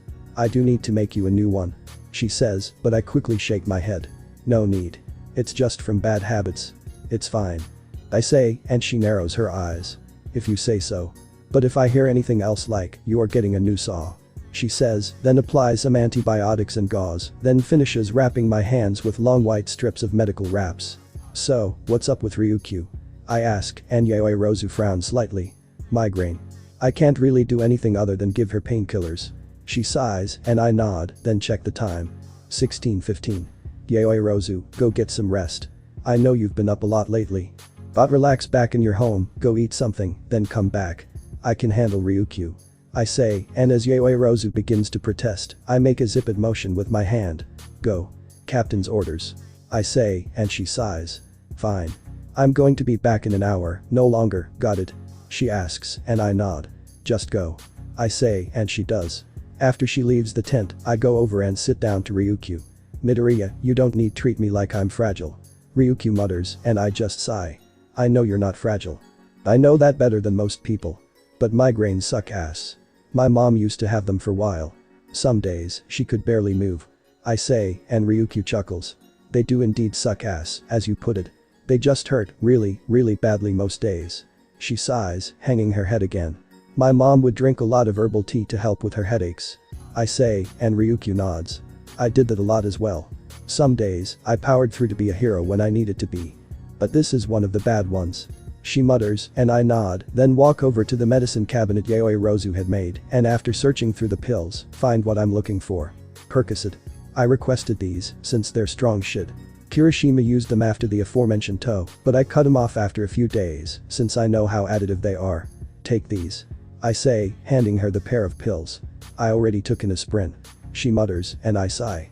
Yeah well, this is a pair of Percocets. They're a lot stronger. I reply, and she sighs. Aren't these addictive? She asks. Yep. But they're also incredibly useful. Not to mention, the pills are small. I say, and she sighs again. Why did Yaoi Rozu even make these? She asks. I requested them. I reply, handing her a small energy bar. Why? She asks. I knew people were going to break bones, and no one has nearly as much as pain tolerance as me. Plus, they're less addictive than just straight oxy. I reply, and she sighs. She eats the energy bar, then swallows the 2 painkillers. Those should take effect in about 20 minutes. I sigh, and Ryukyu looks at me oddly. You've used them before? She asks, and I nod. After you break your arms a few times around, you find some good painkillers. And no, I never got addicted. I know how dangerous those are. I cut Kirishima off from them after a few days. I say, and she nods. You're pushing yourself too hard, you know. She mutters, tapping the back of my hand. I know that. I just don't care. I reply.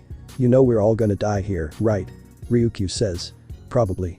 But I'll be damned if I die a coward who did nothing but sit and rot. I say, sighing. You're scared, aren't you? She asks. Yeah. I'm really fucking scared. Before you all got here, I did nothing but contemplate my own mortality. I'm working so hard to get those thoughts out of my mind. It's not working too well. I say, my tough exterior cracking a bit. You putting yourself into another situation you know you can't control. She mutters, and I nod, feeling hot tears beginning to drip down my face. I just can't. I can't keep continuing to be someone everyone looks up to. It'll break me. I sob, finally breaking down. Ryukyu doesn't say a word, simply wrapping her arms around me, placing my head on her shoulder, and letting me cry. Letting my emotions flow away. Midori bro. You gonna help? Kirishima asks, as he tries to pull up a log for the northern gate using a rope. Yep. I say, walking over the end where Kirishima isn't and squat down, grabbing the log with both of my hands, and beginning to lift, using 20% of OFA. The log lifts, and Kirishima is finally able to pull it as I begin to walk forward, pushing the log as Kirishima pulled. Almost. There. Kirishima grunts as the log begins to become vertical. I increase my grip on the log, slightly stripping some of the bark. Kirishima, stop pulling. I shout as I see the log begin to tip too far. After Kirishima stop, or at least, I think he did. I pull the log back to vertical, then shoot a thumbs up. Quickly, a group of ectoplasm clones quickly bolt the log to the others next to it, securing the log. Thanks. I call to one of the clones, and he shoots me a thumbs up. God.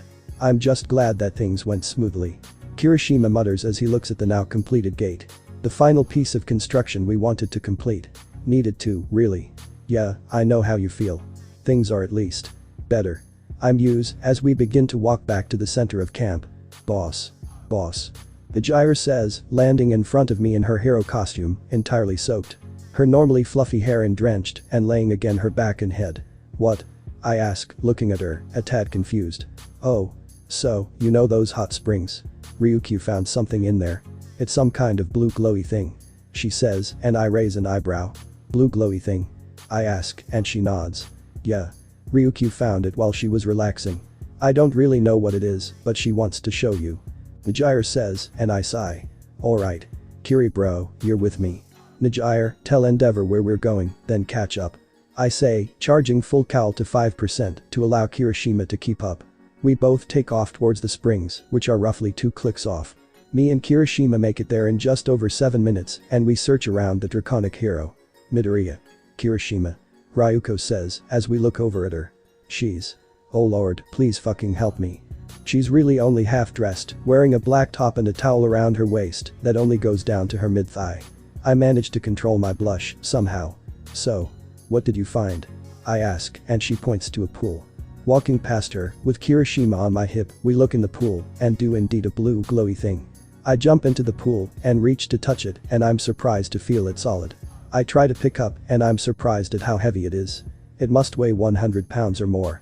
Jesus, this thing is heavy. I mutter, squatting down, and getting most of my shirt soaked.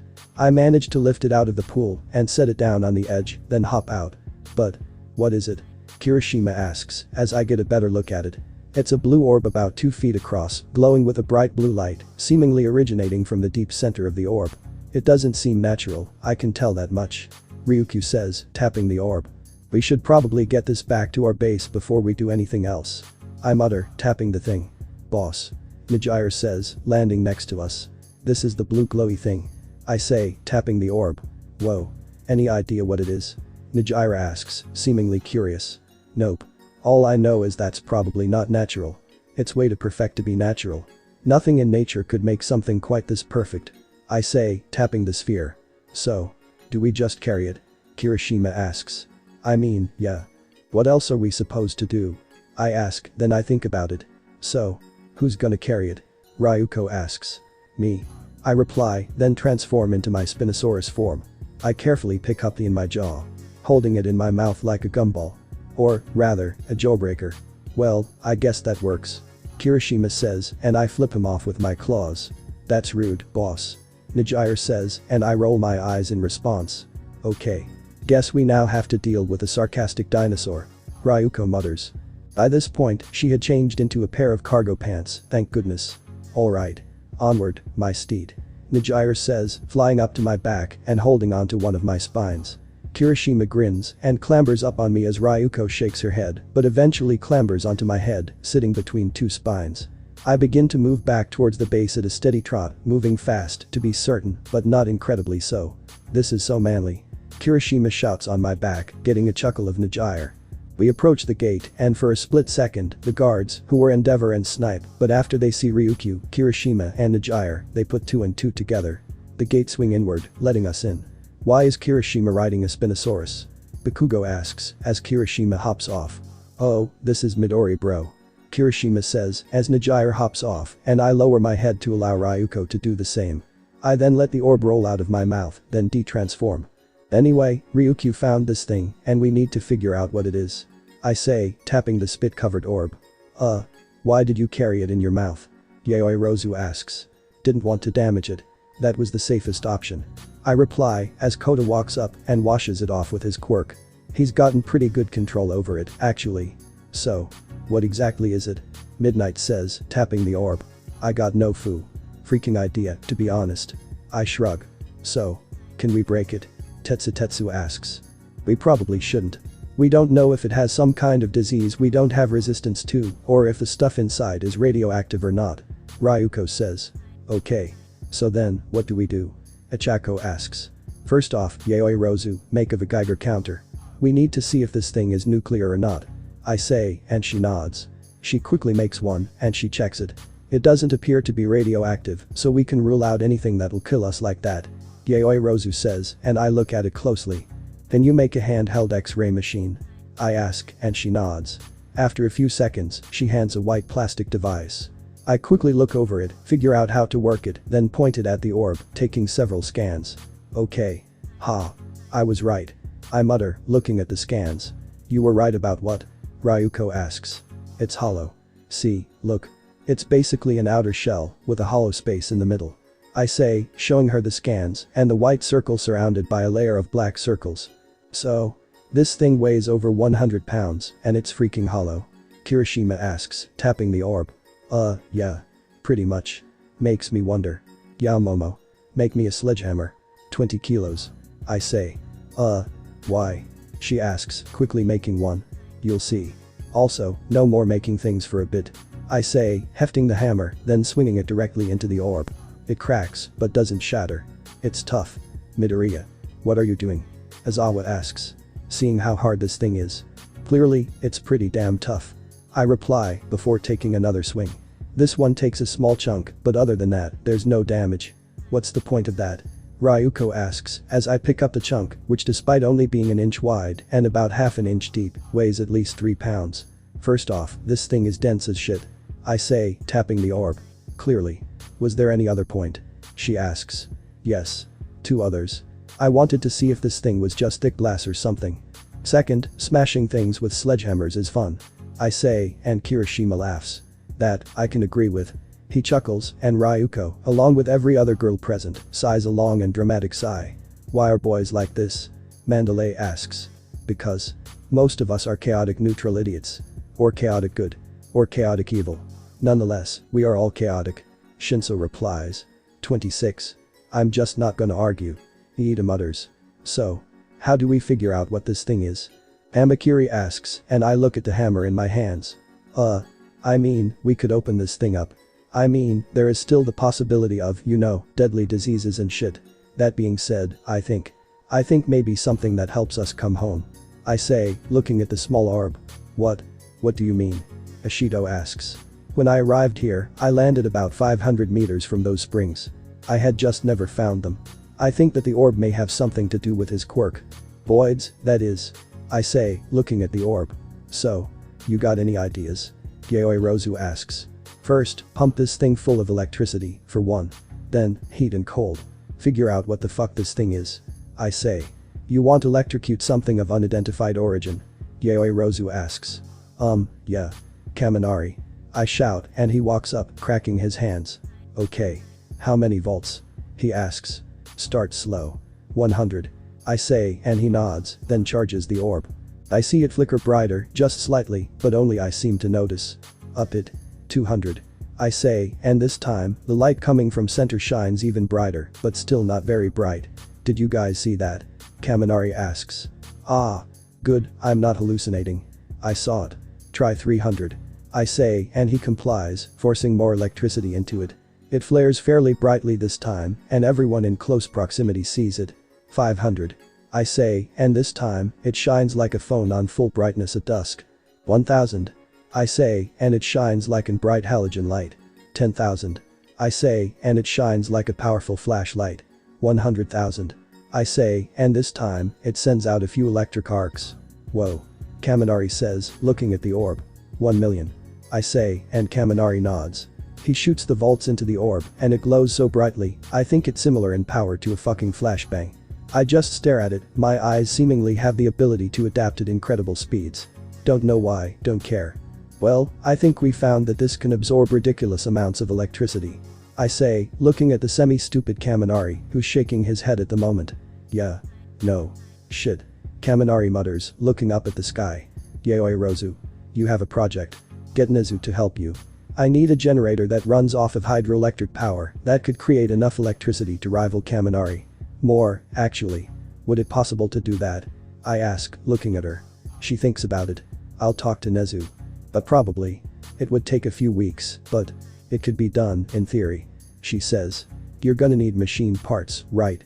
I ask, and she shrugs. I think I can just produce metals, and we carve into them. She says. I could forge them. Tetsutetsu says, joining the conversation. What? Setsuna asks, looking at the silver-haired boy. I make knives and stuff like that, kinda as just a hobby. I think it can be applied to make smaller, more intricate parts. Plus, I don't really need heat protection. Tetsutetsu says, and I think about it. Yaoirozu, could you make him a forge? I ask, but before Yaoirozu can answer, Tetsutetsu beats her to it. I can make one myself. I just need a few days. And some clay. And some wood. And maybe some metal. He mutters. I can help with materials, but if you want to build it, you can. Yaoirozu says, and he nods in thanks. I can get a pretty large one done in 2 days. We can start from there. Tetsutetsu says, cracking his knuckles. Well then. Everyone, listen up. We're gonna figure out what to do, but for now, run normal duties, save Tetsutetsu and anyone he taps. I say, looking around. Everyone nods, and I nod. The group scatters, heading to do their things, as Tetsutetsu takes a purposeful jog toward the riverbank. Maybe this thing can help us get back. So, do we have any idea what this thing does? I ask Yaoirozu as she pokes the orb with a small metal rod.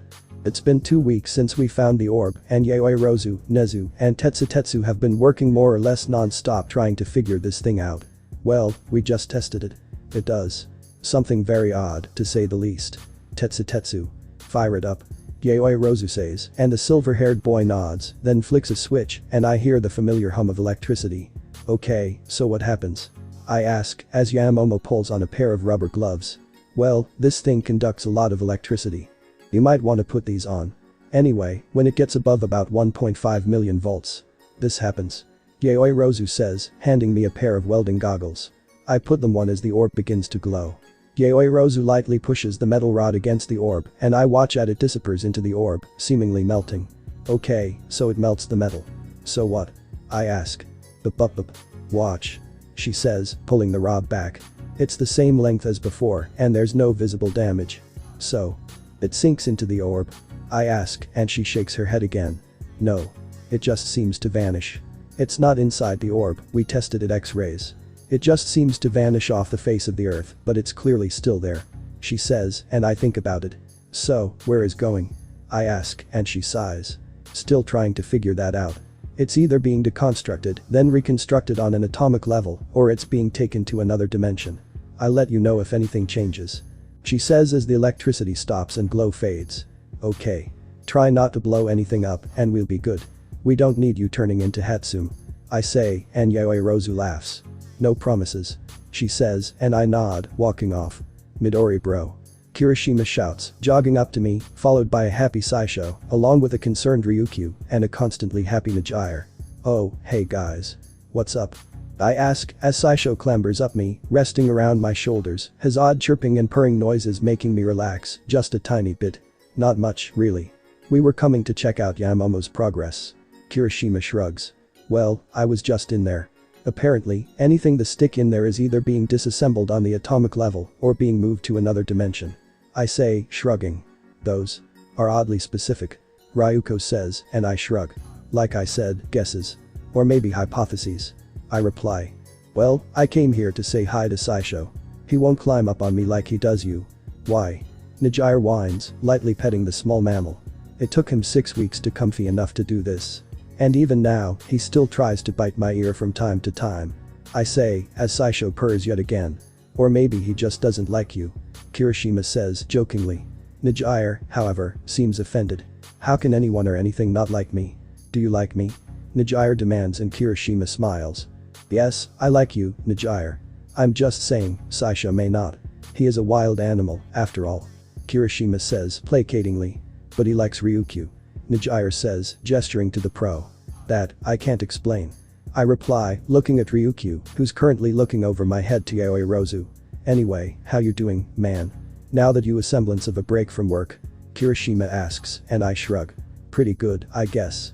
I mean, less stress is good, always. I say, shrugging. So, what are you gonna do? I know you were just training for the past few weeks, keeping your strength up. Kirishima says, and I raise an eyebrow. Like you weren't doing the same thing. I reply, and shrugs. Never said I wasn't. He says. Anyway, I kinda pushed myself too hard. I'm sore as hell. Like, seriously. I say, gesturing to the entirety of my body. Too much weight or too many reps? Kirishima asks. Both. If I had been any less careful, I probably would have torn a muscle. I shrug, and Ryuko sighs. You pushed yourself too hard, again. She says, shooting me a pointed look. I know what she means. I'm fine. Worry about yourselves, not me. I say, cracking my neck, scaring Saisho a bit. That's why I worry, personally. You take on everything head on, running over your problems more often than not. Najire says. Kirishima does the exact same thing, sometimes literally. I say, gesturing the red-haired boy. Okay, fair. But I'm doing it day in and day out. You've been doing for the months we've been here. It's not healthy. Kirishima says, and I scoff. This profession is not healthy. Mentally or physically. Over 50% of all pro heroes have some form of PTSD, and more than 80% are taken out of the job due to injuries or an inability to work due to the wear and tear on our bodies. There are over 100 heroes killed yearly. This job is the definition of not healthy. I reply. But you're not a hero yet. You're pushing yourself like your endeavor or some shit. You're gonna burn yourself out someday. Ryuko says, putting a soft on my shoulder. Why should I stop? I'm not the kind of person to give or slow down because of a setback, especially not now. I don't have time to slow down, damn it. I say, looking down at my scarred hands. Midoriya. You gotta see this. Yaoi Rozu shouts, and I whip around, ignoring my conversation for a second. I jog over to the orb, which is glowing, rather brightly in fact. I shield my eyes until my eyes adjust enough. What? I ask, and she shows me a slip of paper. Grabbing it, I read what's written on it. Hello, aliens. My name is Mei Hatsune. I am the world's greatest inventor, and a girl. I don't know if you know what that is, but basically, we're awesome. If you can read this, please respond. Wait. Hadism. Yamomo, make me a pad of paper and a pen. I say, and she quickly makes the things I asked. Mei, it's me, Izuku. Broccoli head. You know, the guy with the really good muscles. Yeah. I need you to listen to me very carefully. Describe the way you were able to get your message to us and explain how you got this message. Do you think whatever you wrote will work? Yaoi Rozu asks. Probably. I hooked her in the with sentence and I think she'll give me what I'm asking. I say, and a few seconds later, a piece of paper pops up. I grab it and begin to read. I'm disappointed it's not aliens, but you are certainly a good thing, muscle boy. To answer your questions, I found a portal on UA campus. At first, the teachers were a bit mean, not letting me test out the baby I found. But after a while, they let me mess with it. First thing I did was chuck in a note. For the second question, your note just popped out. So much fun. Anyway, where are you, exactly? Power Loader wants to know. I chuckle a bit, then think about it. Yaoirozu, do you have any idea, geographically, where we are? I ask, looking at her. No, not really. She says, and I nod. Not where, but when. We're currently in the Cretaceous period, by my best guess. Oh, by we, I mean me, and everyone who vanished on the day of my funeral. All 58 of them. We are currently figuring out how to return how, and we believe the portal may be the only way. I toss that into the orb, and after a few minutes, a note comes out. This is Power Loader. Just to confirm, all 58 people who vanished that day are safe and with you. I quickly reply with a simple yes, and the next reply comes quickly. Okay. Good to know. Do you think it would be possible to send you 59 back through your portal? If so, how quickly do you think you could be back? I consider the note while petting Saisho around my neck. Suddenly, I feel a bug land on my hand. I quickly grab it between my fingers and look at it. It's basically a large fly with a bright red coloring. Yaoirozu. Write a note for me, please. I ask, and she nods, grabbing the pen and paper from my hand. What do you want it to say? She asks. This. 10 seconds after this note appears, a large red fly will appear out of the portal. If it's alive, tell me. If doesn't appear or is dead on exit, tell me. I say, and she quickly writes it down, then drops it in. 10 seconds after she drops the note in, I throw the fly in, and after what seems like a crazy long wait, a note pops out. Hi. It's May again. The red fly survived, though it seemed a bit woozy. It flew around in circles for a few seconds, but was fine. So, are we gonna see people coming through soon, or what? I wanna see Shinso again. I liked him. I smile, looking down at the note. Yaoirozu. Gather everyone as fast as you can. We're going back. I say, looking up at Yaoirozu. So. Who's going first? Tetsu asks, looking around the 59 members of our little colony. Shouldn't we just send the damn pet Deku keeps? Bakugo asks, and I sigh. Bakugo, no. I don't need Saisho running off and then biting someone and giving them some kind of disease. Also, I am bringing him back and he will be staying in the dorms. I say, glaring at Aizawa. As long he doesn't bite anyone, I don't care. Aizawa sighs. So, who wants to go first? I ask, and for a few seconds, no one answers. I'll go. All Might says, surprising most people, but not me.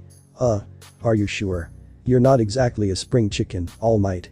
Midnight says, and All Might nods. Which is why I should go. If me, the weakest person here, survives, everyone can survive. He says, and I sigh. Alright. All Might, take the note. If you make it out alive, send it back with your signature. I say, and he nods. Will do. Wish me luck. All Might says, walking to the stone, which seems to be able to just suck things at now at a touch. Alright. See you on the other side. All Might says, then touches the stone, and vanishes. After a painful wait, which was probably only a few seconds, but felt like an eternity, the note pops out, with All Might's signature on it. He's safe. Alright. One by one. Starting with Kota. Let's move this along, people. I shout, as everyone begins to go. Kota goes first, despite being a bit scared. He touches the orb, followed by Mandalay, only a split second later. The rest of the pussycats go, then Nezu goes.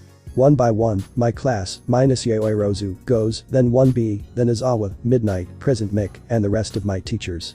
Next up, Endeavor goes, then Tamaki and Mirio. I'm gonna miss this place. And the hot springs.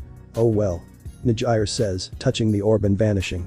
Yaoirozu, go ahead. I can handle it. I say, looking at the onyx-haired girl. She nods, then touches the orb, and vanishes. So. It's just us, huh? Ryukyu asks, as I look at the orb, petting Saisho. So it seems. I say, glancing at her. I never realized how she pretty was, but she really is. Her blonde hair, which has gotten longer, covering one side of her face, kind of adds some mystery to her. Her yellow eyes pop out against her skin, and that smile on her face. You know, we could just stay. Live out our lives, die peacefully. No more fighting, no more violence. Ryukyu says, and I chuckle. Do you really want that? No more electronics, no more modern anything. Forever? I ask, and she shrugs. I grew up in the countryside. My parents were farmers, and we didn't have a lot of electronics. I know how to live off of the land, and I think it would be nice to spend some time away from the world. This month, despite its challenges, was fun. Don't you think? She asks, looking at me. Yeah. It was fun. If you don't want to go back, I suppose I won't stop you. But I want to go see my mom again. It would also be nice to get a real shower. I say, as Ryukyu walks over to me and grabs my hand. I look down at it, then at her. Smiling, she stands on her toes and gives me a kiss on the cheek. I never properly thanked you. So there it is. Ryuko says, blushing slightly. I chuckle, then hand her Saisho, who wraps around her neck, purring. Thanks. For everything. Go ahead. I want to do something, right quick. I say, and she nods, then walks to the orb and touches it. I look out over the plain, watching the river flow lazily, listening to the buzz of insects. Sayonara. I mutter, then walk over to the orb and touch it. Back home. As I walk out of portal, the world around me spins, and I nearly drop to one knee. Saisho runs up to me and climbs on my back, chittering. I want to keep him. Hadasum shouts, running up to me. I stick an arm out, putting my hand on her forehead, stopping her in her tracks. No. He doesn't even like you. I say, looking at the pink-haired girl. Who, in the nearly 2 months I've been gone, has grown a bit taller. Oh, come on. It's an ancient creature from over 60 million years ago. I want to pet him. She says, and I sigh. He's still a wild animal, Hatsum. I say as Saisho cuddles against my neck. Well then, why does he like you? She asks. He still bites me from time to time. Usually when he's hungry. I reply, and Hatsum eyes widen. He bites you? She asks, and I shrug. It's more like nibbling, but yeah. I reply, and she frowns. But doesn't it hurt? She asks. I mean yeah. Not nearly as getting your hand bitten off and having it regrow over 2 days. I say, gesturing to your right hand. I say, and her eyes widen. You have a super regeneration quirk. She shouts, and I sigh. Yes and no. It's not enough to stop lethal injuries on its own, but anything non-lethal it can heal it in a few days. I say. What else? She asks, suddenly appearing with a notebook. I can turn into animal I eat. So. Basically Tamajiki, but the whole animal. I say, shrugging. Can you turn into dinosaurs? She asks, and I nod. A few, yeah. I reply. I need tests. Turn into one. She shouts, and Shinso comes up and hooks his arms under her shoulders. Hatsum, come on. Leave the guy alone. Shinso says. You love dinosaurs just as much as me. Let me have this. She cries as Shinso drags her away, much to my relief. Midoriya. You got a call. Power Loader says, tossing me a phone, which Saisho seems rather interested in. I stop him from chewing on the case and hold the phone up to my ear. Hello? I ask, and I hear a familiar voice, crying. Izuku. Is that really you? Mom asks, and I feel something roar through my system. I feel my eyes mist up. Yeah. It's me. I say, and she begins sobbing. I thought I had lost you. She says, and I feel my heart break. I'm sorry Mom. I wish this whole hadn't happened. I know you had my funeral. I just wish that I could have gotten home sooner. I say, crying now, hot tears running down my face as I try to rub the tears off of my face. Izuku. A voice behind me says. I turn around and see Mom standing behind me, holding her phone to her ear, tears pouring out of her eyes. She's a bit skinnier than I remember, and I see a few gray hairs appearing. I smile widely, dropping the phone, rushing forward, and as she slumps to the ground, pull her into a hug. Izuku. Why you're back. She cries, as I cry just as hard, tears pouring down my face. I promise, Mom. I promise. I say, and we stay like that for a while, just happy to be back together. Then, almost predictably, Saisho gets bored and clambers on my mom, resting around her neck. Izuku. What is this? Mom asks, looking at the ferret fennec fox-like creature on her shoulders. I call him Saisho. I have no idea what he is, other than that he's a predator. I say, and Mom freezes. Will he try to bite me? She asks, and I laugh. I mean, probably not. He likes you, which is pretty damn rare. Like, pretty much the only people he likes are you, me and Ryukyu. I say, as Saisho snuggles with my mom, and she lightly pets him, getting a small purr out of him. Then she spots the scars all over my limbs and the few new ones on my chest. God, what happened to you, Izuku? My mom murmurs, lightly touching one scar on my right, which is more or less entirely covered in scar tissue of some kind. A lot. I'll tell about it another time. I mutter, as Endeavor walks over. Endeavor. My mom asks, and I stand, still not quite trusting the man. So, you raised him? Endeavor asked, and I narrow my eyes, wondering where this is going. Yes. I can't claim to have completely molded him, but I did raise him, yes. She says, standing up and looking up at the much taller man. You raised a good Kai. No, a good hero. Whatever you've done, you raised a hero smart enough and with enough empathy to be willing to help those who have wronged him. That's more than I can claim. I simply want to wish you good luck in everything you do.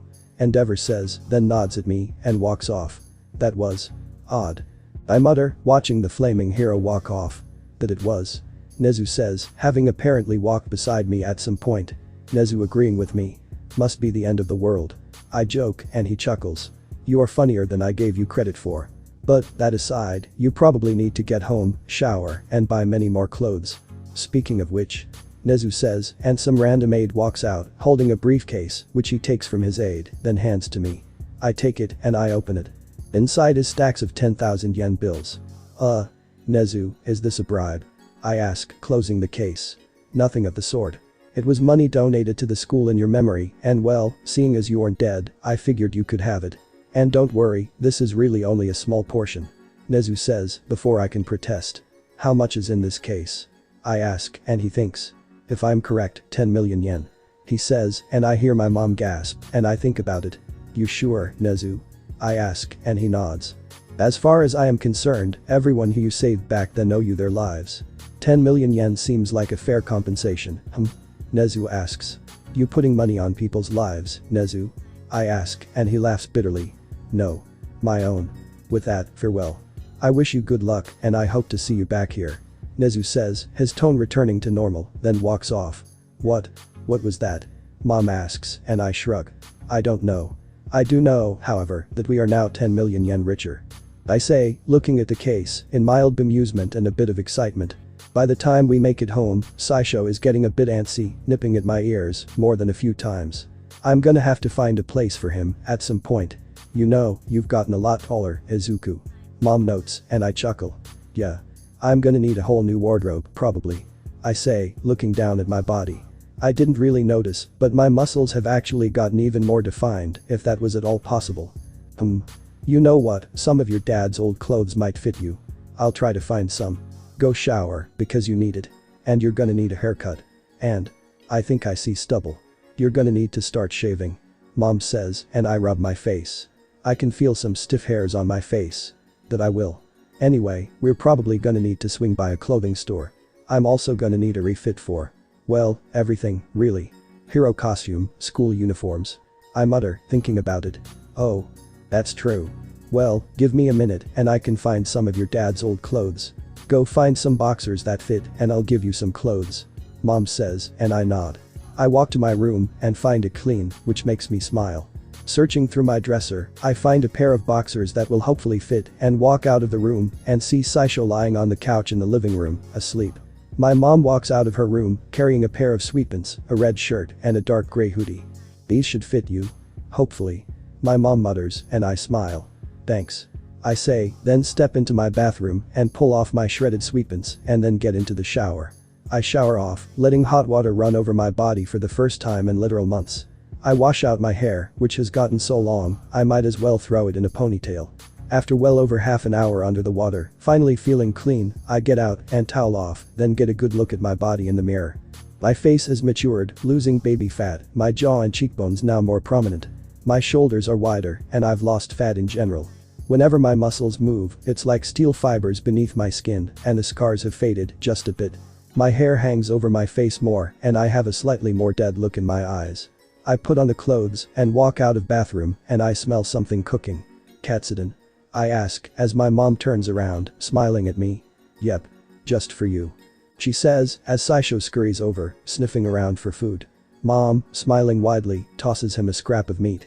He scarfs it down, then rubs up against her leg, chittering happily. Don't spoil him, Mom. He'll never leave your side if you do. I say, and she laughs. He's cute, so I think I can live with that.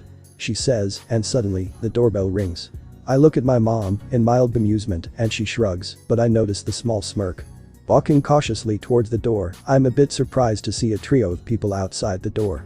I open the door, and in walks Bakugo, along with both of his parents. Whoa. Katsuki wasn't lying, you did get bigger. Mitsuki says, and I chuckle. Yeah, well, what happened was, well, unexpected to say the least. I say, as Saisho runs over to Masaru, sniffing his legs. Is this? What was his name, Saisho?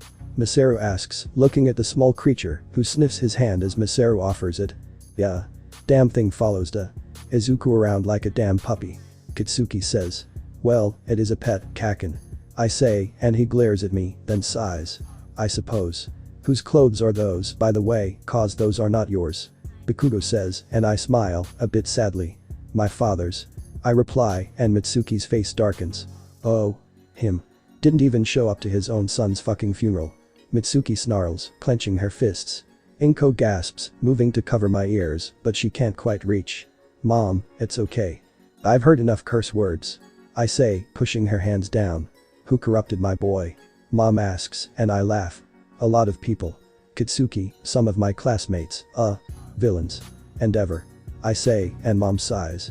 Here I was, thinking you were so innocent. She says. Izuku. What is he doing? Masaru asks, as Saiso clambers up his back. He likes you. He's probably gonna rest around your shoulders. I say, and Saisho does just that. He's so cute. Itsuki says, walking up and petting Saisho, who makes hit chittering and purring sound. He is. But he does bite. And his teeth are pretty sharp. I say, and Mitsuki takes her hand back. Does Katsudon sound good? Mom asks, and Bakugo smirks. Deku's favorite, huh? Could you make mine extra spicy, Auntie Inko? Bakugo asks, and she smiles. Sure thing. She says, and Masaru and Mitsuki sit down at the table, talking with Mom as Bakugo, and I sit in the living room, me on a chair, him on the couch. Oh, yeah, I almost forgot. Bakugo mutters, handing me a small slip of paper. Taking it, I see a phone number. Thanks, but I already have your number, headass. I say, and he scoffs. It ain't mine. It's Dragon Lady's. She said she wanted to give to you, but you left before she could. So, she made me her messenger. He says, as I look at the number. You listened to someone? Who are you, and what have you done with Kaken? I ask, and he sighs. Fuck off. I can be nice. But anyway, she sees something in you. I don't know what, but it's something she likes.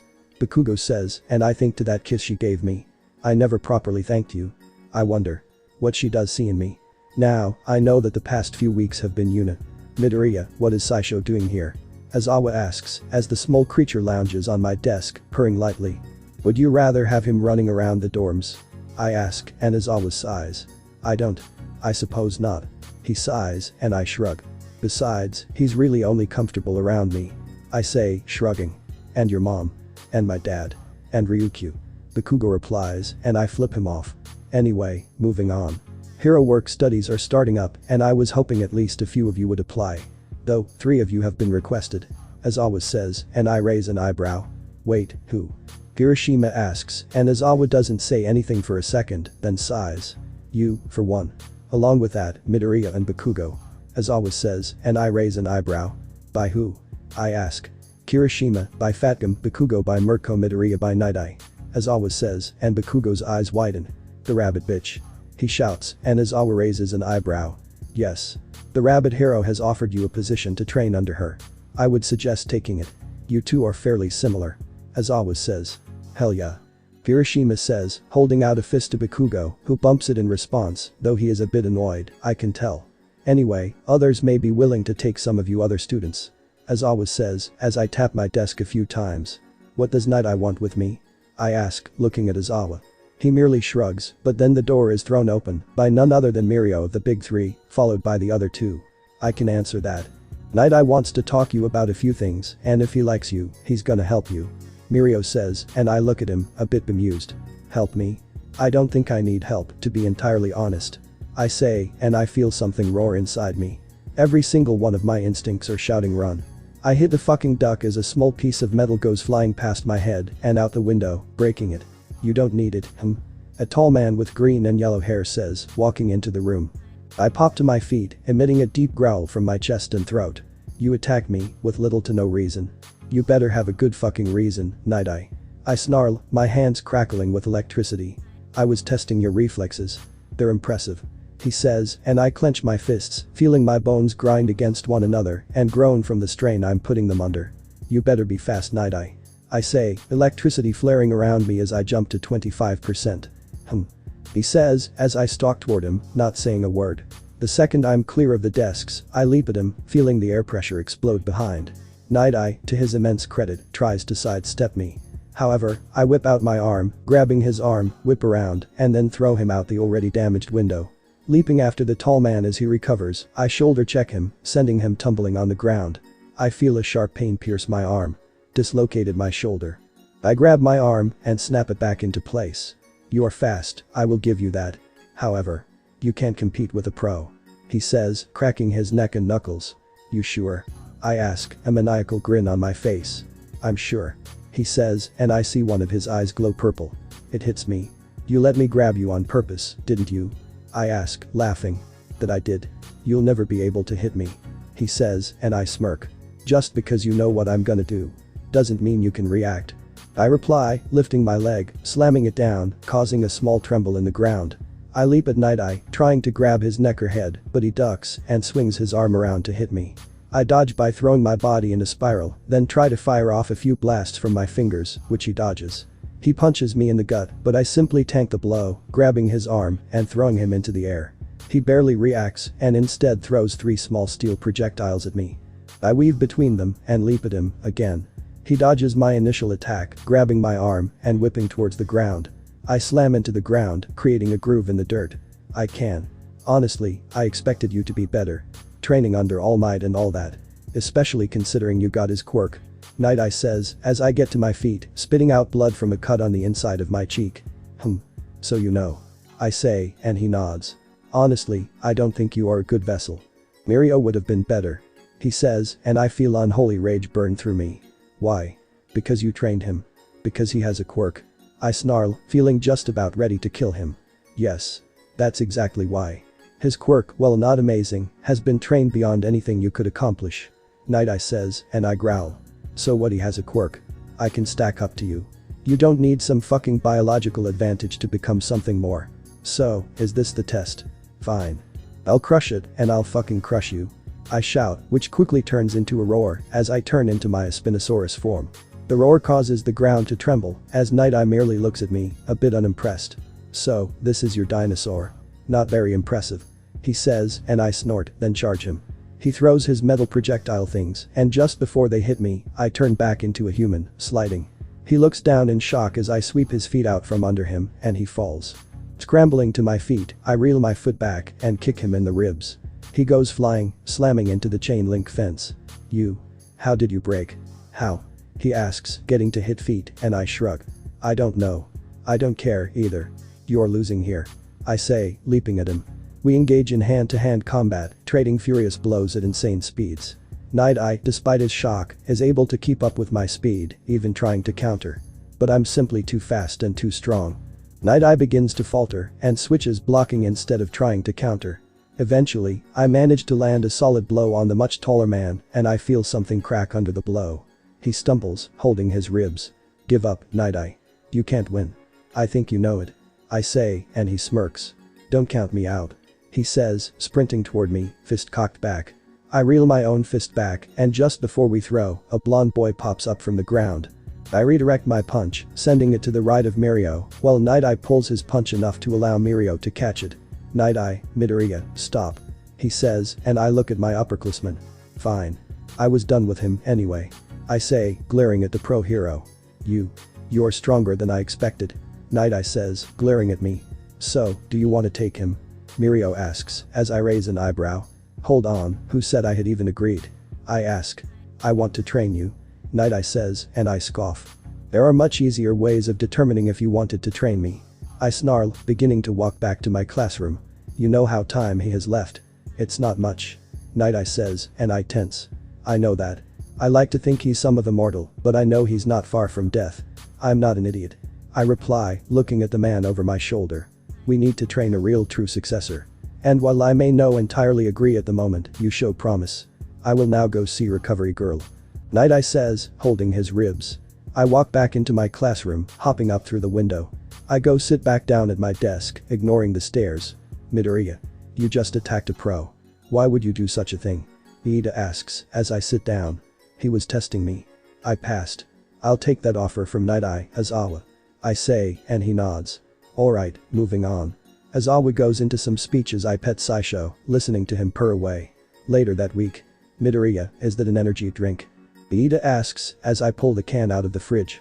It's a long day at the internships. I'm tired, and I don't need to care right now. Yes. Yes it is. I reply, opening the drink. Those are horrible for you. You shouldn't be drinking them. Iida says, and I groan.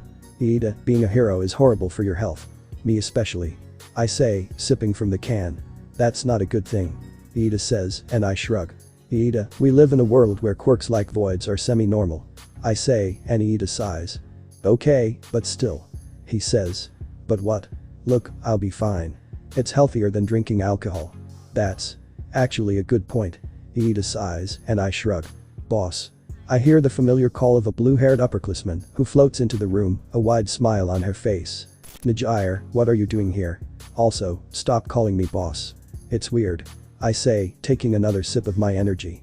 Well, I came to talk to you and Kirishima. And Bakugo, I guess. Mirio should be here soon. Amajiki too. Your work studies mentors have something to discuss with you. She says, happily. Like what? I ask, and her face turns serious, one of the few times I've seen that happened. Let's just say. A serious matter. She says, and I feel my blood run cold. Kirishima. Bakugo, get your asses down here, stat. I shout, and within seconds, Bakugo and Kirishima are in the common room, both looking ready for combat. Where's the fucker I need to kill? Bakugo shouts, looking around. Nowhere. At least, not yet. I reply, my tone serious. Bakugo and Kirishima instantly recognize that tone. What's going on? Kirishima asks, and Najire answers. A big development recently came up. Night Eye, Fatgum, and Mirko have decided to bring you three in on it. Najire says, her tone serious.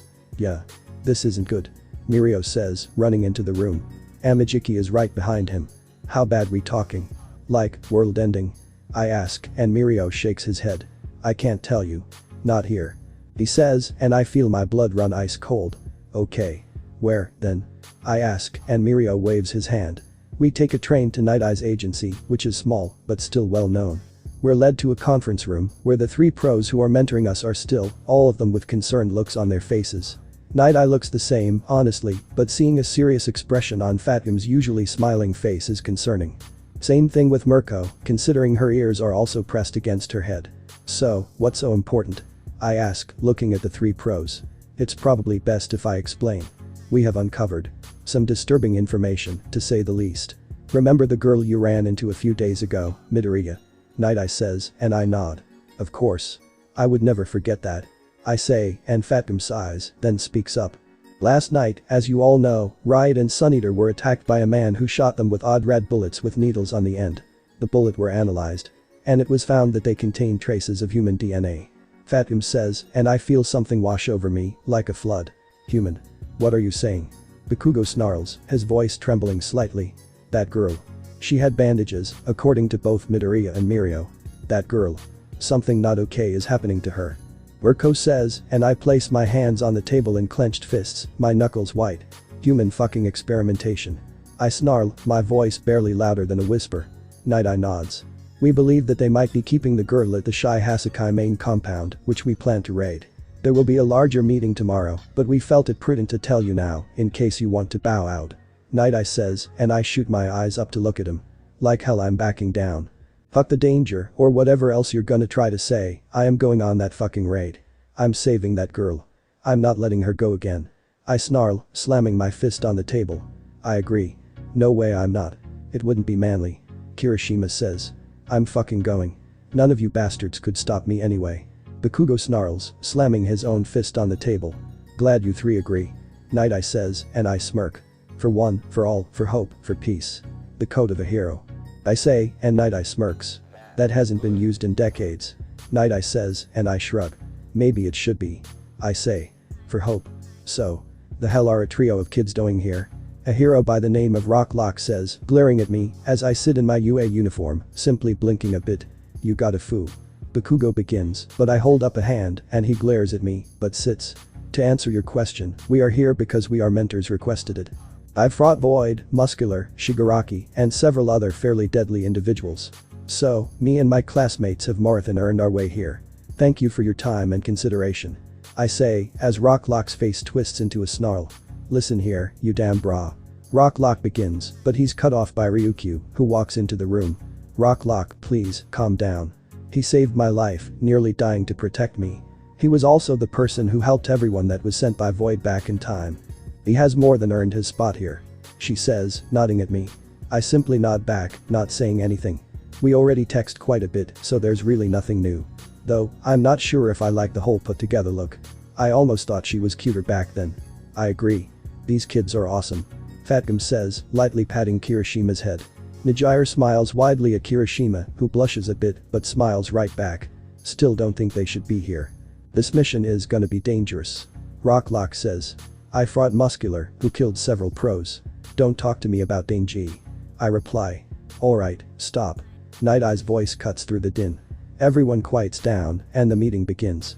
An hour later, me, Mirio, Tamaki, Najire, Kirishima and Bakugo are sitting in a small conference room, sitting in tense silence. I'm tapping my fingers on the table quietly, thinking about everything we heard in the meetings. Everyone else is silent, thinking about something or other. I do notice Kirishima is sitting next to Najire, who seems to be taking the worst out of all of us. Motherfuckers. They've been doing this shit for years. Fucking years. Bakugo snarls, slamming his fist down on the table. Baku bro. Kirishima mutters, looking at the blonde. How did this shit not get noticed earlier? How? Night Eye said this shit might have been connected to Trigger, right? How did this go unnoticed? Bakugo snarls, looking at Mirio, who simply shakes his head. Night Eye's barely told me any more than he's told you. He keeps a lot of secrets, not all of them ethical. But this whole mess is new to me. It's crazy, frankly. Mirio says, and I scoff. Crazy is an understatement. This is. Whatever is going on in that compound, it's beyond crazy. It's just inhumane. Doing this to a freaking child. One who looks like she's fucking 6. I snarl. You kids are right. Ryukyu says, walking in the door. Ryuko. Najire mutters, looking at the slightly older woman, whose face softens slightly. None of this is your fault. But now, it's your job to help bring those bastards to justice. She says, and I nod. Believe me, we know. I say. I know that you know. And honestly, you're some of the best students for this.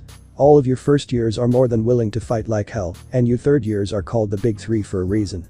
Ryukyu says, and I smirk. You got another Big Three staring you in the face. I say, gesturing to me, Bakugo and Kirishima. More like the little three. Najire laughs, and Bakugo slams his hands on the table. The hell you say? All three of us are taller than you. Bakugo shouts, and Najire simply sticks out her tongue at him. Only Midoriya is taller than me and Tamaki. Mirio replies, and I shrug. I don't really count. I literally gained 6 inches in 6 weeks. Don't know how, don't care. I'm surprised my muscles managed to keep up. I reply, as Ryukyu shakes her head. All of you, save Najire, are too tall. Ryukyu says, and I laugh. Nah. You're just short. I reply, and that gets me a glare. At one point, you weren't much taller than me. She says, and I smirk. Still taller. I chuckle, and Ryukyu glares at me. Najire. Help me. Ryukyu says, and Najire smiles. Oh no. No. I say, as they both leap at me. Get him. Najire shouts, as I dodge her attempt to tackle me. Don't just fucking stand there, help me, assholes. I shout, dodging both Najire and Ryukyu. I would, but it's too funny. Kirishima says, laughing with Bakugo, while Mirio and Tamaki merely shake their heads. This isn't fucking funny. Fuck. I shout, dodging yet another Najire missile. It kinda is though. Bakugo says, as I sidestep an attempt by Ryukyu to grab me. It fucking isn't, you bastards. I shout, and then promptly get tackled. Throwing Najire off me, literally, I get to my feet and begin to laugh myself at the predicament Kirishima is in. I guess I hit him when I threw Najire at him, and she kinda tackled him out of his seat and ended up on top him, her face is inches from his. He stutters, as Bakugo begins to laugh even harder. Even Mirio is roaring with laughter at this point, and Tamaki has a wide smile on his face. I'm not done with you. Ryukyu says, grabbing onto me and shoving me to the ground. I fall, and she falls with me, landing on top me, her face merely inches from mine. I win. She says, smiling. I don't think so. I reply, a smirk on my face. Oh really? And why is that? She asks, and I smile, then lift my head a bit so it's next to her. You're on top of me. I whisper, just loud enough for her to hear me. She flushes a bright red and quickly gets off of as I bounce to my feet. You. Why? She mutters, covering her face, and I shrug. I thought it would be funny, and I then notice Najire and Kirishima, who are currently making out of the floor. Tamaki, Mirio and Bakugo are just ignoring them, looking away like nothing's happening. Kiddos, it's time to go. Najire, why are you making out with the red-haired one? Mirko asks, throwing the door open, followed by Fatgum and Night Eye. Kirishima and Najire break apart, both of them flushing a bright red. Kirishima says, as Night Eye face palms. Mirko is just shaking her head, and Fatgum is smiling. Ah, young love. You two are an odd couple to be sure, but meh, whatever. Fatgum says, hoisting them both to their feet. Bakugo, why didn't you stop them? Mirko asks. Oh, I tried. Bakugo snarls, shaking his head. As much as this is exciting, I would appreciate you two not making out on my agency floors. Night Eye says, glaring at the both of them. Kirishima has the decency to blush, while Nijire simply shrugs. Fine then. We'll just make out standing up. She says, and I simply laugh at the statement. Nijire. Kirishima hisses, still blushing, as Night Eye groans. I have to deal with this now. Really? He mutters, and I simply smirk. Hey, just leave it. Deal with it later. We all need to get back to UA, and I'm sure the lovebirds want some privacy. I say, looking at Kirishima, who blushes again. Fine. Braid will be 1 week from now. Your teacher have been informed, so you do not have to worry about that. Night Eye says, and I nod. Noted. Alright, lovebirds. I'm separating you two. I do not need you two making out on the train. I say, grabbing the back on Kirishima's collar, dragging him away. Come on, man. I can control myself. He says, and I scoff. I know. I'm more concerned about Nijire, to be honest. I say, letting him walk on his own as we walk towards the train station. Yeah dude, I got nothing, man. She tackled me and then. Everything just happened. Kirishima mutters, and I clap him on the shoulder with a chuckle. I'm not blaming you, man. I'm just saying, for future reference, keep it in your pants, huh? I ask, looking at the redhead, who merely groans. Damn it man. He mutters, as Bakugo comes up and smacks the back of his head. Fucking dumbus. By the way, Midoriya, the fuck is going on between you and Dragon Lady? 1 minute, she tackles you, the next minute, she pops up, all red-faced. Bakugo says, and I shrug. She tackled me, I said something that embarrassed her. Not much more to it. I reply, shrugging. Dude, fuck off. It's more than that. Bakugo snarls, and I don't respond for a bit. I know it's more than that. Believe me, I know that. I can't. Especially not now. Not before the raid. I say, and both Bakugo and Kirishima wince, though for different reasons. Look, I'm probably the person you least want to hear this from, but, fucking do it man. She likes you, and I'm a fucking idiot when it comes to this shit. So, suck it the fuck up, and ask her out, dumbus. Or just pull a Kirishima and start making out on the floor with her. Bakugo says, and Kirishima groans. Come on, man. Just let it go. Kirishima mutters. No, fuck you. You started making out with one of the big three, who's 2 years older than you. You get no fucking mercy. Bakugo says, and Kirishima groans. But what about Midori bro? Ryukyu is 2 years older than him. Kirishima says, and I shrug. I didn't start making out with her on the floor. I reply, and Kirishima hangs his head in defeat. Just kill me now.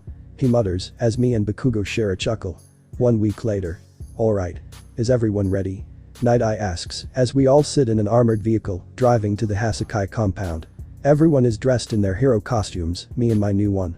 It's more or less the same as before, except the material is different. It's tougher, made of a Kevlar nylon weave, with arm and leg braces, made out of aluminium titanium alloy, making it light, yet incredibly durable. The colors have also changed, with the costume changing to a darker green color.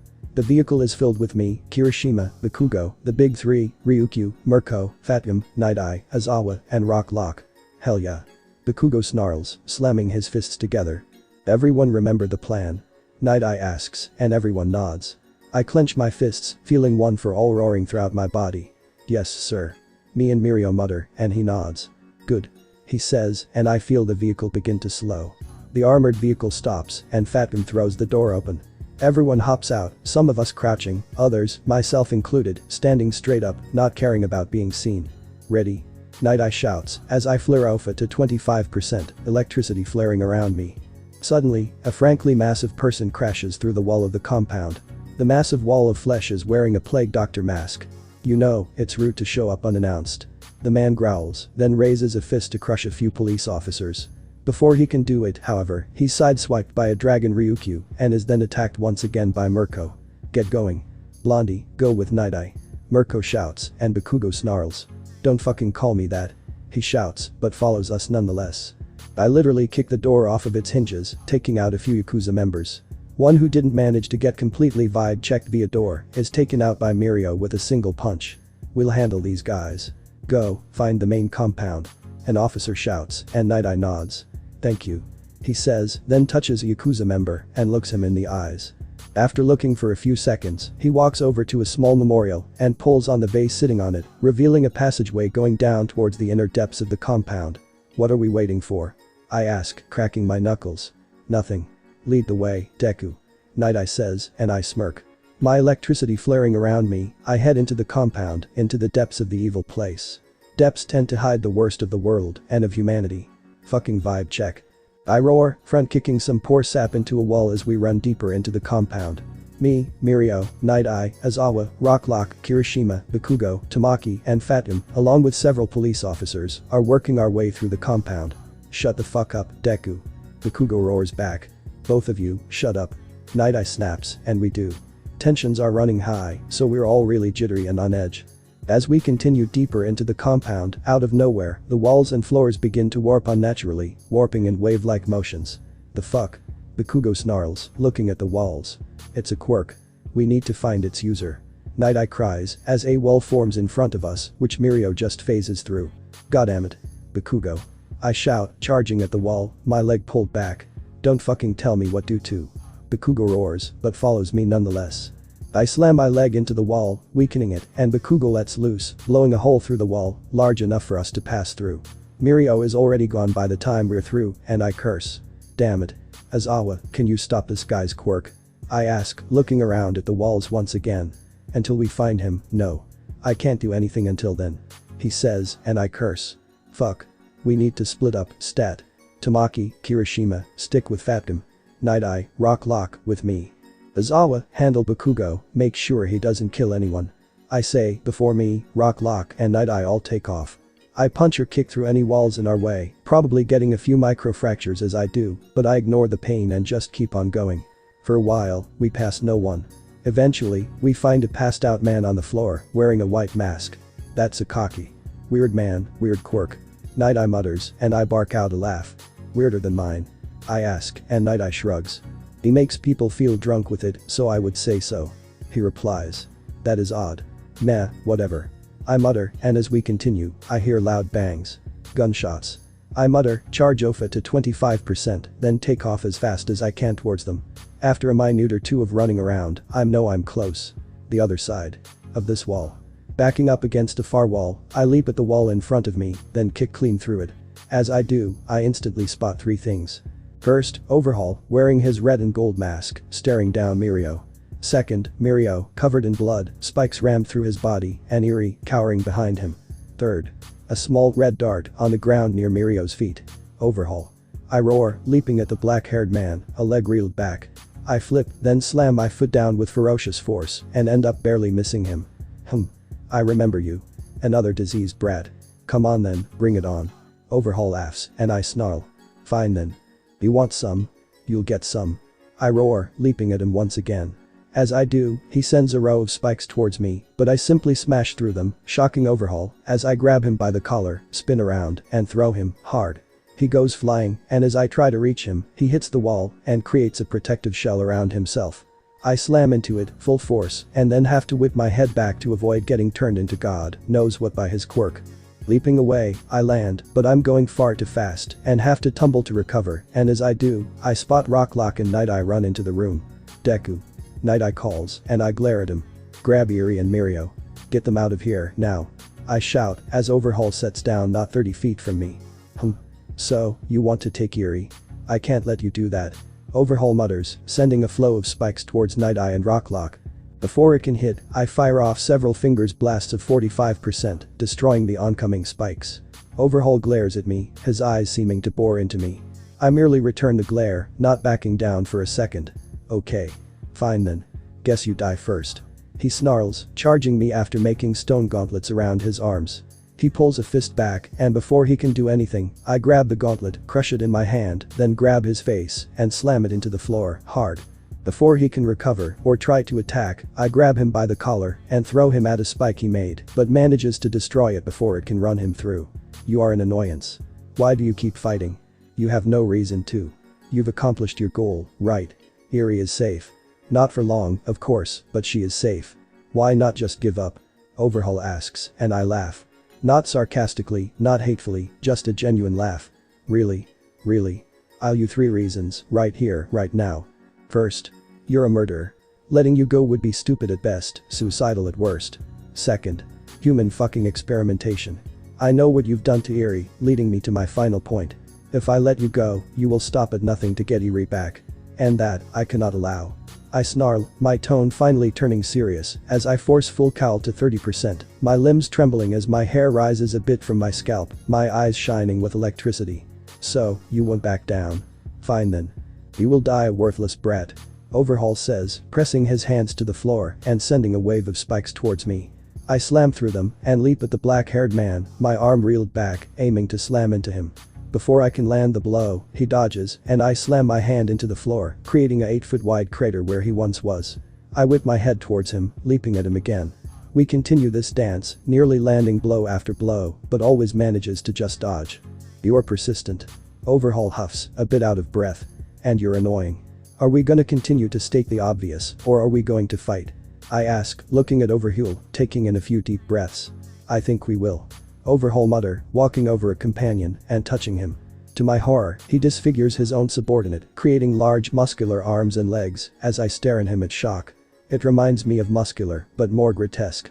I am going to rip you limb from limb. Overhaul says, and I sigh. I didn't want to have to do this. I mutter, then taking a deep breath and morph into my Spinosaurus T-Rex form and let out a loud powerful roar. Overhaul, who stares in mild shock. I had heard about a hero having something like this, but for me to see this. If I weren't trying to kill you, I would want to study you. Overhaul mutters as I touch down slightly with my claws, tapping them on the concrete floor. I don't respond because, duh, but I snort a bit. And talk, huh? Shame. Overhaul mutters, then charges me. I charge right back, and as he reels back a fist to punch me, I swipe a clawed hand at him, taking off chunks of his flesh from his arm, and his punch misses. Taking my chance, I grab his leg with my other hand and throw him, not far, but still over 60 feet into a wall, with enough force to crack it. Gah. You are rather strong.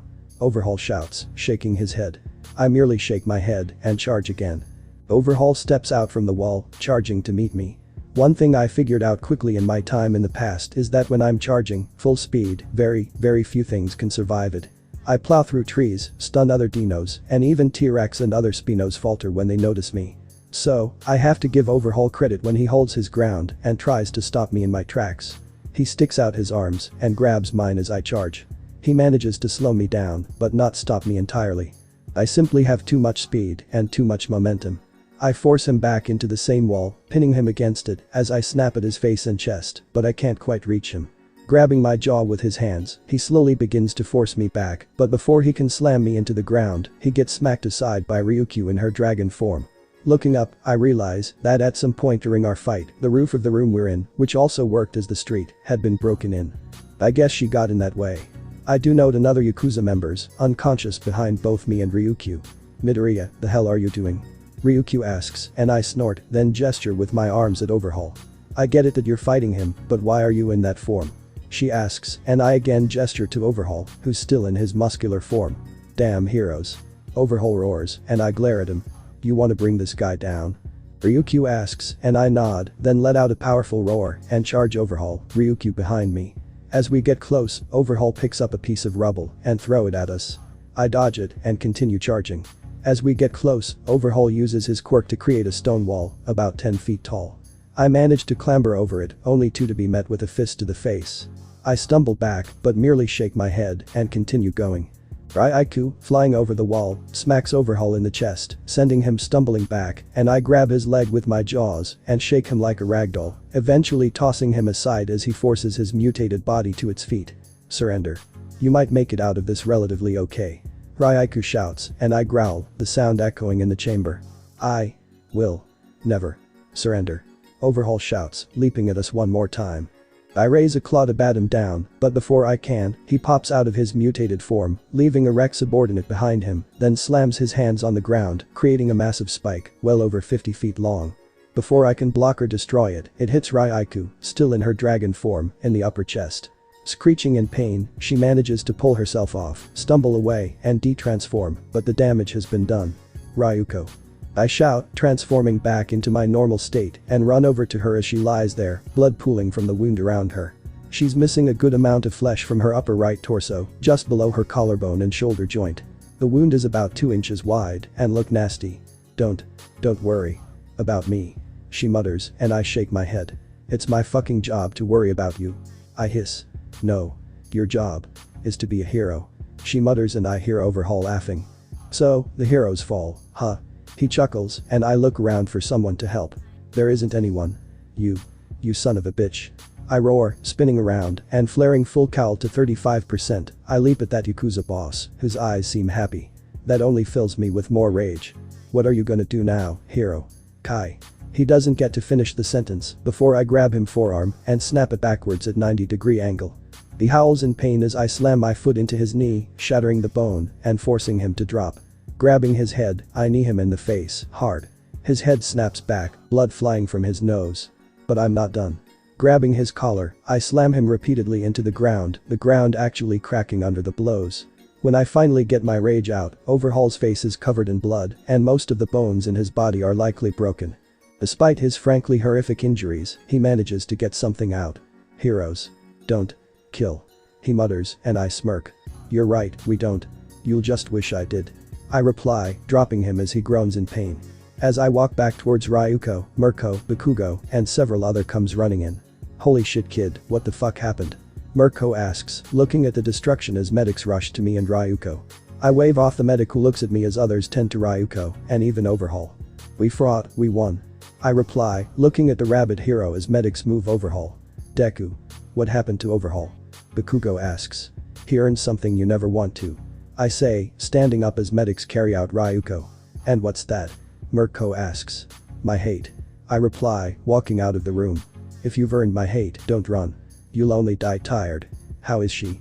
I ask, looking in towards the room where Ryuko is sleeping on a hospital bed. Night Eye glances at me. Stable, for now. She will likely be in a coma for a few days as her body recovers. Night Eye replies, and I sigh. Thanks. How's Mirio? I ask, and Night Eye's face hardens, just a tiny bit. He's gonna live, but he's quirkless. We have reason to believe it may be permanent. Night Eye says, and I look at the tall man, who's refusing to meet my eye. You want me to give him one for all, huh? I ask, and he looks at me. I do, yes. I won't deny that I think he would be a better candidate. However, it would be cruel to take away your quirk to give to another, simply because I wish for you too. Night Eye says, and I look back into the room, at the sleeping pro hero lying in the bed. Eerie? I ask, and Night Eye sighs yet again. Stable, but running a high fever and is currently being quarantined due to her quirk. While we ran, her quirk activated, and my body began to physically de-age. Thankfully, Azawa managed to stop her quirk before any major changes occurred. I'm now about 6 months younger, however. Night Eye says, and I raise an eyebrow. Time reversal. If she could train, she would be a better healer than Recovery Girl. I note, and Night Eye sighs. Which is exactly why we need to keep her existence under wraps as much as possible. If the wrong people found out, say, the HSPC, they might not stop to try to get her. He says, and I nod. Yeah.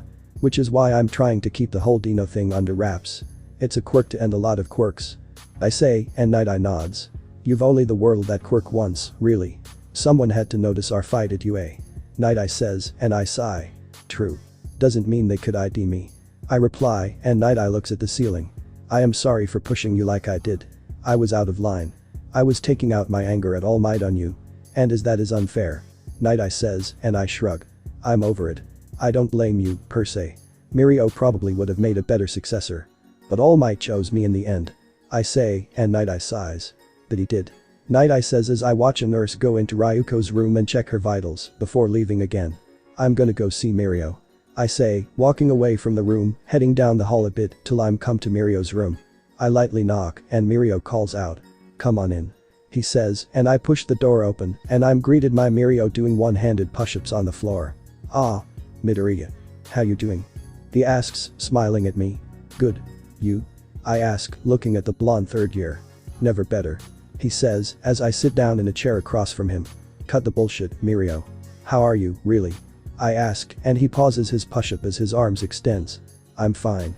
He says. No, you're not. Or, rather, I wouldn't be surprised if you were. I say, and he stands up, then sits down on his bed. I'm frustrated, to be entirely honest. I won't ever regret my decision. But I wish it hadn't gone quite like this. I'm quirkless. It feels weird. Mirio says, and I smirk. I must admit, gaining a quirk when you were once quirkless was certainly odd. I must imagine the inverse is true. I say, and he looks at me, confused for a second. Oh. Right. I forgot you were quirkless. He says, and I sigh. Yeah, people tend to.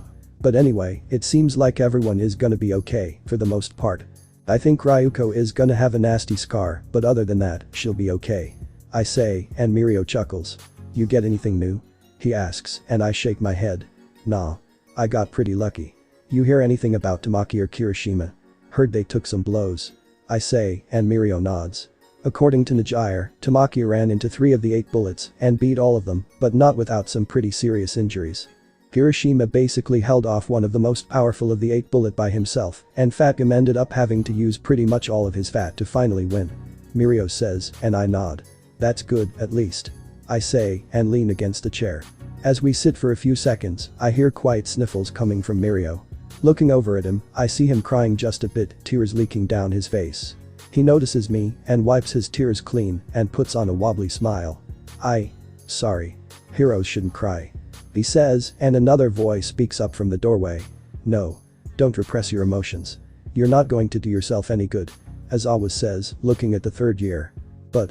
Don't you do that? Mirio asks, and Aizawa sighs. To an extent, you have to. But. You need to let them out at some point. Besides, you have time. So cry. Aizawa says, and Mirio looks up at him, eyes watering, as tears begin to drip onto the floor and sobs rack his body. I calmly set a hand on his shoulder as he cries and nod to Aizawa, who leaves. I know I shouldn't be crying. But. My dream. I feel like.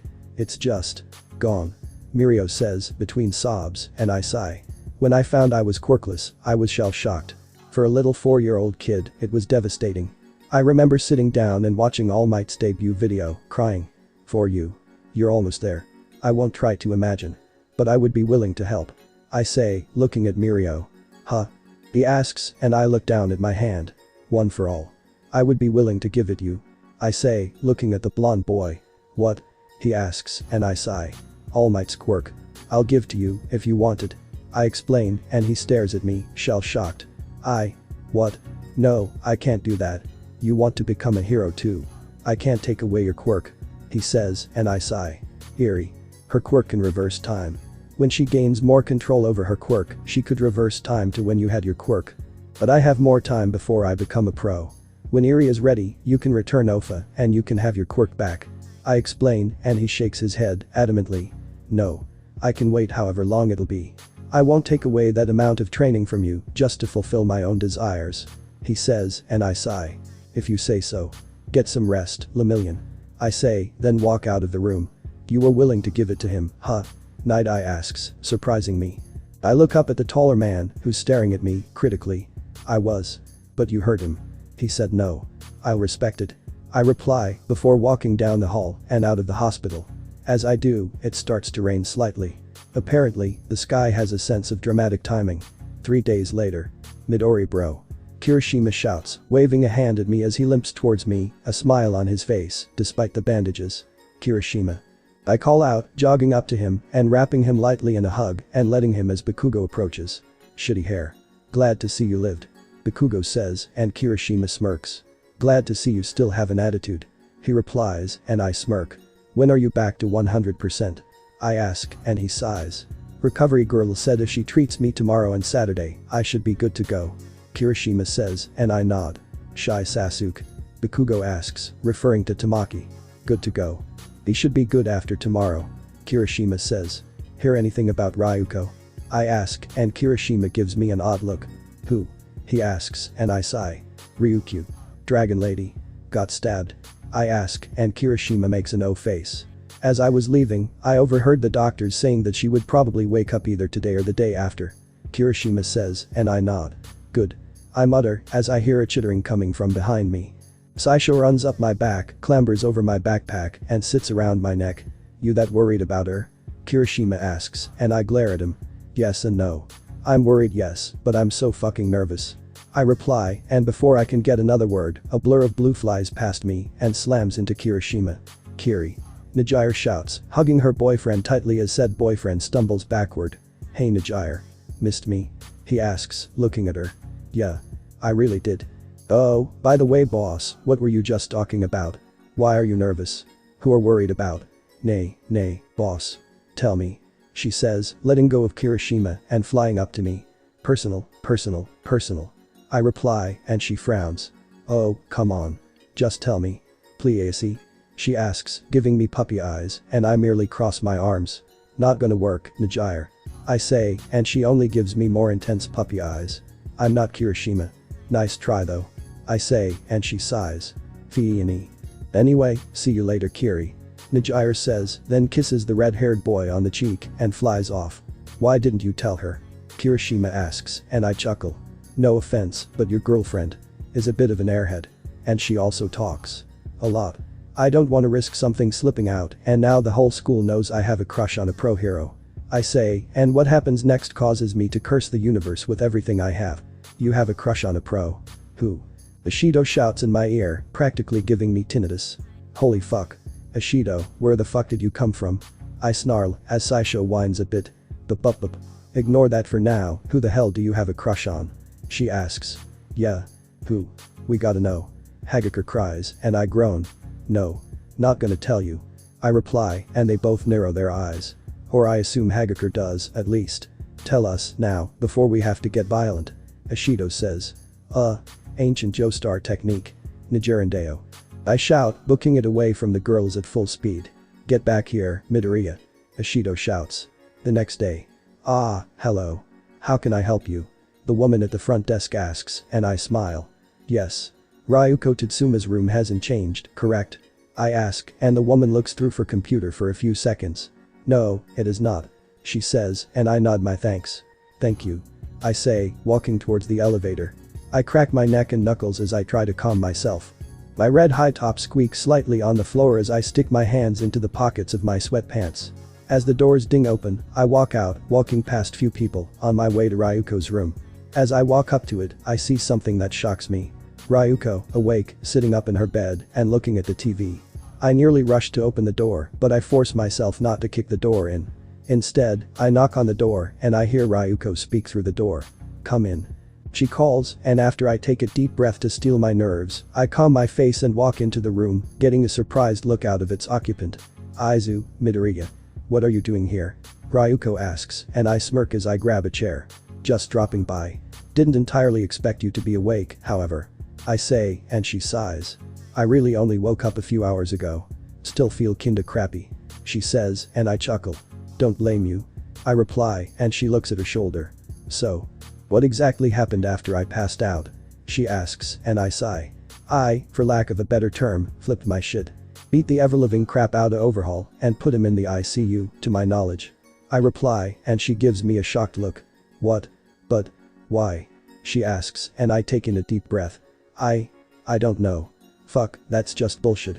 I mutter and force myself to steel my nerves. I was afraid to lose you. Overhaul very nearly killed you. I was scared. And. Overhaul. He mocked me. I just flipped out. I say, as Ryuko's face blushes. You did that. For me? She asks, and I smile. Yeah. I think. Damn it, I know I have a crush on you. And I don't know if you do, but I know I can just ignore my fee. I begin to rant, but I'm cut off by Ryuko placing a hand on my mine. I can answer your question. She says, and I look at her, slightly confused. I didn't ask a questie. I begin, but I'm cut off by her kissing me, her hands lightly grabbing my face. I reach my hands up as she lets go. That answer it? She asks, and I don't answer with words, merely grab her face lightly and plant a kiss on her lips, which somehow taste like strawberries. I pull away, looking into her yellow eyes. Yeah. I think it does. I say, smiling. Confession. Totally didn't almost have a heart attack. That's it, guys. Hopefully you guys enjoyed it. With that, take care.